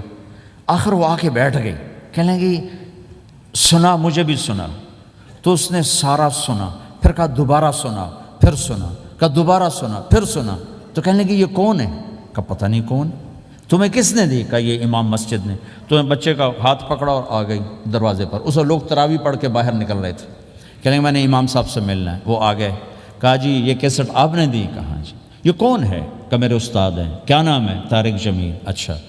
انہوں نے توبہ کی بڑی بات بتائی ہے، تمہیں پتہ ہے نا میرا کیا کام ہے؟ ہاں. کہا میری توبہ قبول ہو سکتی ہے؟ کہا کیوں نہیں اماں جی، ہو سکتی. کہا ٹھیک ہے پھر میں اللہ کو گواہ بناتی ہوں، میری توبہ. اور اس نے مسجد میں آنا شروع کر دیا تراویح میں. 5واں روزہ ہے اور دعا مانگتی ہے اللہ اگر میری توبہ قبول ہے تو مجھے اپنے پاس بلا لے. یا اللہ اگر میری توبہ قبول ہے تو مجھے اپنے پاس بلا لے۔ 29ویں روزے سجدے کی حالت میں اللہ نے اٹھا لی۔ ساری زندگی کام کیا؟ لڑکیوں کی سپلائی، اتنا بدترین کام، اور موت آئی رابعہ بصری جیسی۔ یہ ہے توبہ کا کمال کہ اللہ کی رحمت سے کبھی نا امید نہیں ہونا چاہیے۔ اللہ کوئی تھانے دار نہیں ہے کہ اس نے چھتر پھیرنا ہے۔ اللہ کریم ہے، مہربان ہے، ہمارا دوست ہے، ہمارا رب ہے۔ تو جب کبھی خطا ہو فوراً توبہ کرو، فوراً توبہ کرو، انشاءاللہ ایک دن آئے گا کہ اللہ ہمیں اپنی توبہ پہ پکا کر دے گا۔ تو یہ نیت تو کرو سارے جتنے بیٹھے ہو، بوڑھے جوان، کہ پچھلے پر ہم توبہ کرتے ہیں۔ کرتے ہو نیت؟ کہو یا اللہ میری توبہ، پھر کہو یا اللہ میری توبہ، پھر کہو یا اللہ میری توبہ۔ اگر یہ آپ نے سچے دل سے کہا ہے تو آپ کو مبارک ہو، آپ کے سب گناہ معاف ہو گئے، سارے معاف ہو گئے۔ حقوق باقی ہیں، علماء سے پوچھ لینا ان کی ادائیگی کیسے کرنی ہے، گناہ سارے معاف ہو گئے۔ اور آئندہ اگر کبھی توبہ ٹوٹے تو پھر کر لینا، پھر کر لینا، پھر کر لینا، میرے رب کی رحمت پہ کوئی اثر نہیں پڑتا۔ لن تبلغوا ضری فتضرونی ولن تبلغوا نفعی فتنفعونی، یہ میرے رب کی صفت ہے۔ وہ کہتا میں نفع سے بھی پاک ہوں، نقصان سے بھی پاک ہوں، نہ کوئی مجھے نفع پہنچا سکتا ہے نہ کوئی نقصان پہنچا سکتا ہے۔ تو میرے گناہوں سے اس کو کیا گھاٹا پڑتا ہے؟ مجھے گھاٹا پڑتا ہے۔ لہٰذا جب بھی ہم معافی مانگیں گے وہ خوشی سے معاف کرے گا، جب بھی توبہ کریں گے خوشی سے قبول کرے گا۔ ٹھیک ہے نا؟ سارے نیت کرتے ہو؟ درود شریف پڑھو۔ اللہم لک الحمد کما انت اہلہ فصلی علی محمد کما انت اہلہ وافعل بنا ما انت اہلہ انک اہل التقوی و اہل المغفرہ ربنا آتنا فی الدنیا حسنہ وفی الآخرۃ حسنۃ وقنا عذاب النار۔ یا اللہ ہم نے توبہ کی ہے، ہماری توبہ قبول فرما۔ یا اللہ اپنے فضل و کرم سے اس کو پختہ فرما، اپنی محبت دے، اپنے حبیب کی محبت دے، اپنے حبیب کی معرفت دے۔ اس سب نوجوانوں کو قبول فرما، اس پورے شہر میں بسنے والے اہل ایمان کو قبول فرما، اس مسجد مدرسے کو قبول فرما۔ یا اللہ پوری دنیا کے انسانوں کے لیے ہمیں ہدایت کا ذریعہ بنا، ہمیں ہدایت کا ذریعہ بنا، ہمیں ہدایت کا ذریعہ بنا۔ یا اللہ ہم سے راضی ہو جا، ہم سب سے راضی ہو جا۔ جو ہمارے اہل و عیال مر کے تیرے پاس چلے گئے ان کی بخشش فرما دے۔ جب ہمارے جانے کا وقت ہے تو ایمان پہ خاتمہ نصیب فرما۔ یا اللہ ہمیں بیماریوں سے نجات دے، دکھ دردوں سے نجات دے، قرضوں سے پریشانیوں سے نجات دے۔ ہمیں کشادہ زندگی عطا فرما، ہمیں حلال کشادہ رزق عطا فرما، جسمانی ایمانی صحت مقدر فرما۔ ہر قسم کے دکھ درد ہمارے جسم سے چن لے، ہمیں عافیت صحت والی زندگی دے، اپنی اطاعت میں تھکنے والا بدن دے اور اپنے راستے میں خرچ کرنے والا مال دے، اور آپس میں الفت اور محبت دے، ہمارے اندر کے بغض نکال دے، حسد نکال دے، نفرتیں نکال دے۔ ہم سب سے راضی ہو جا اور ہمیں اپنے سے راضی کر لے۔ وصلی اللہ تعالی النبی الکریم، آمین برحمتک یا ارحم الراحمین۔ بھائی راستہ دے دینا، مسافہ نہ کر۔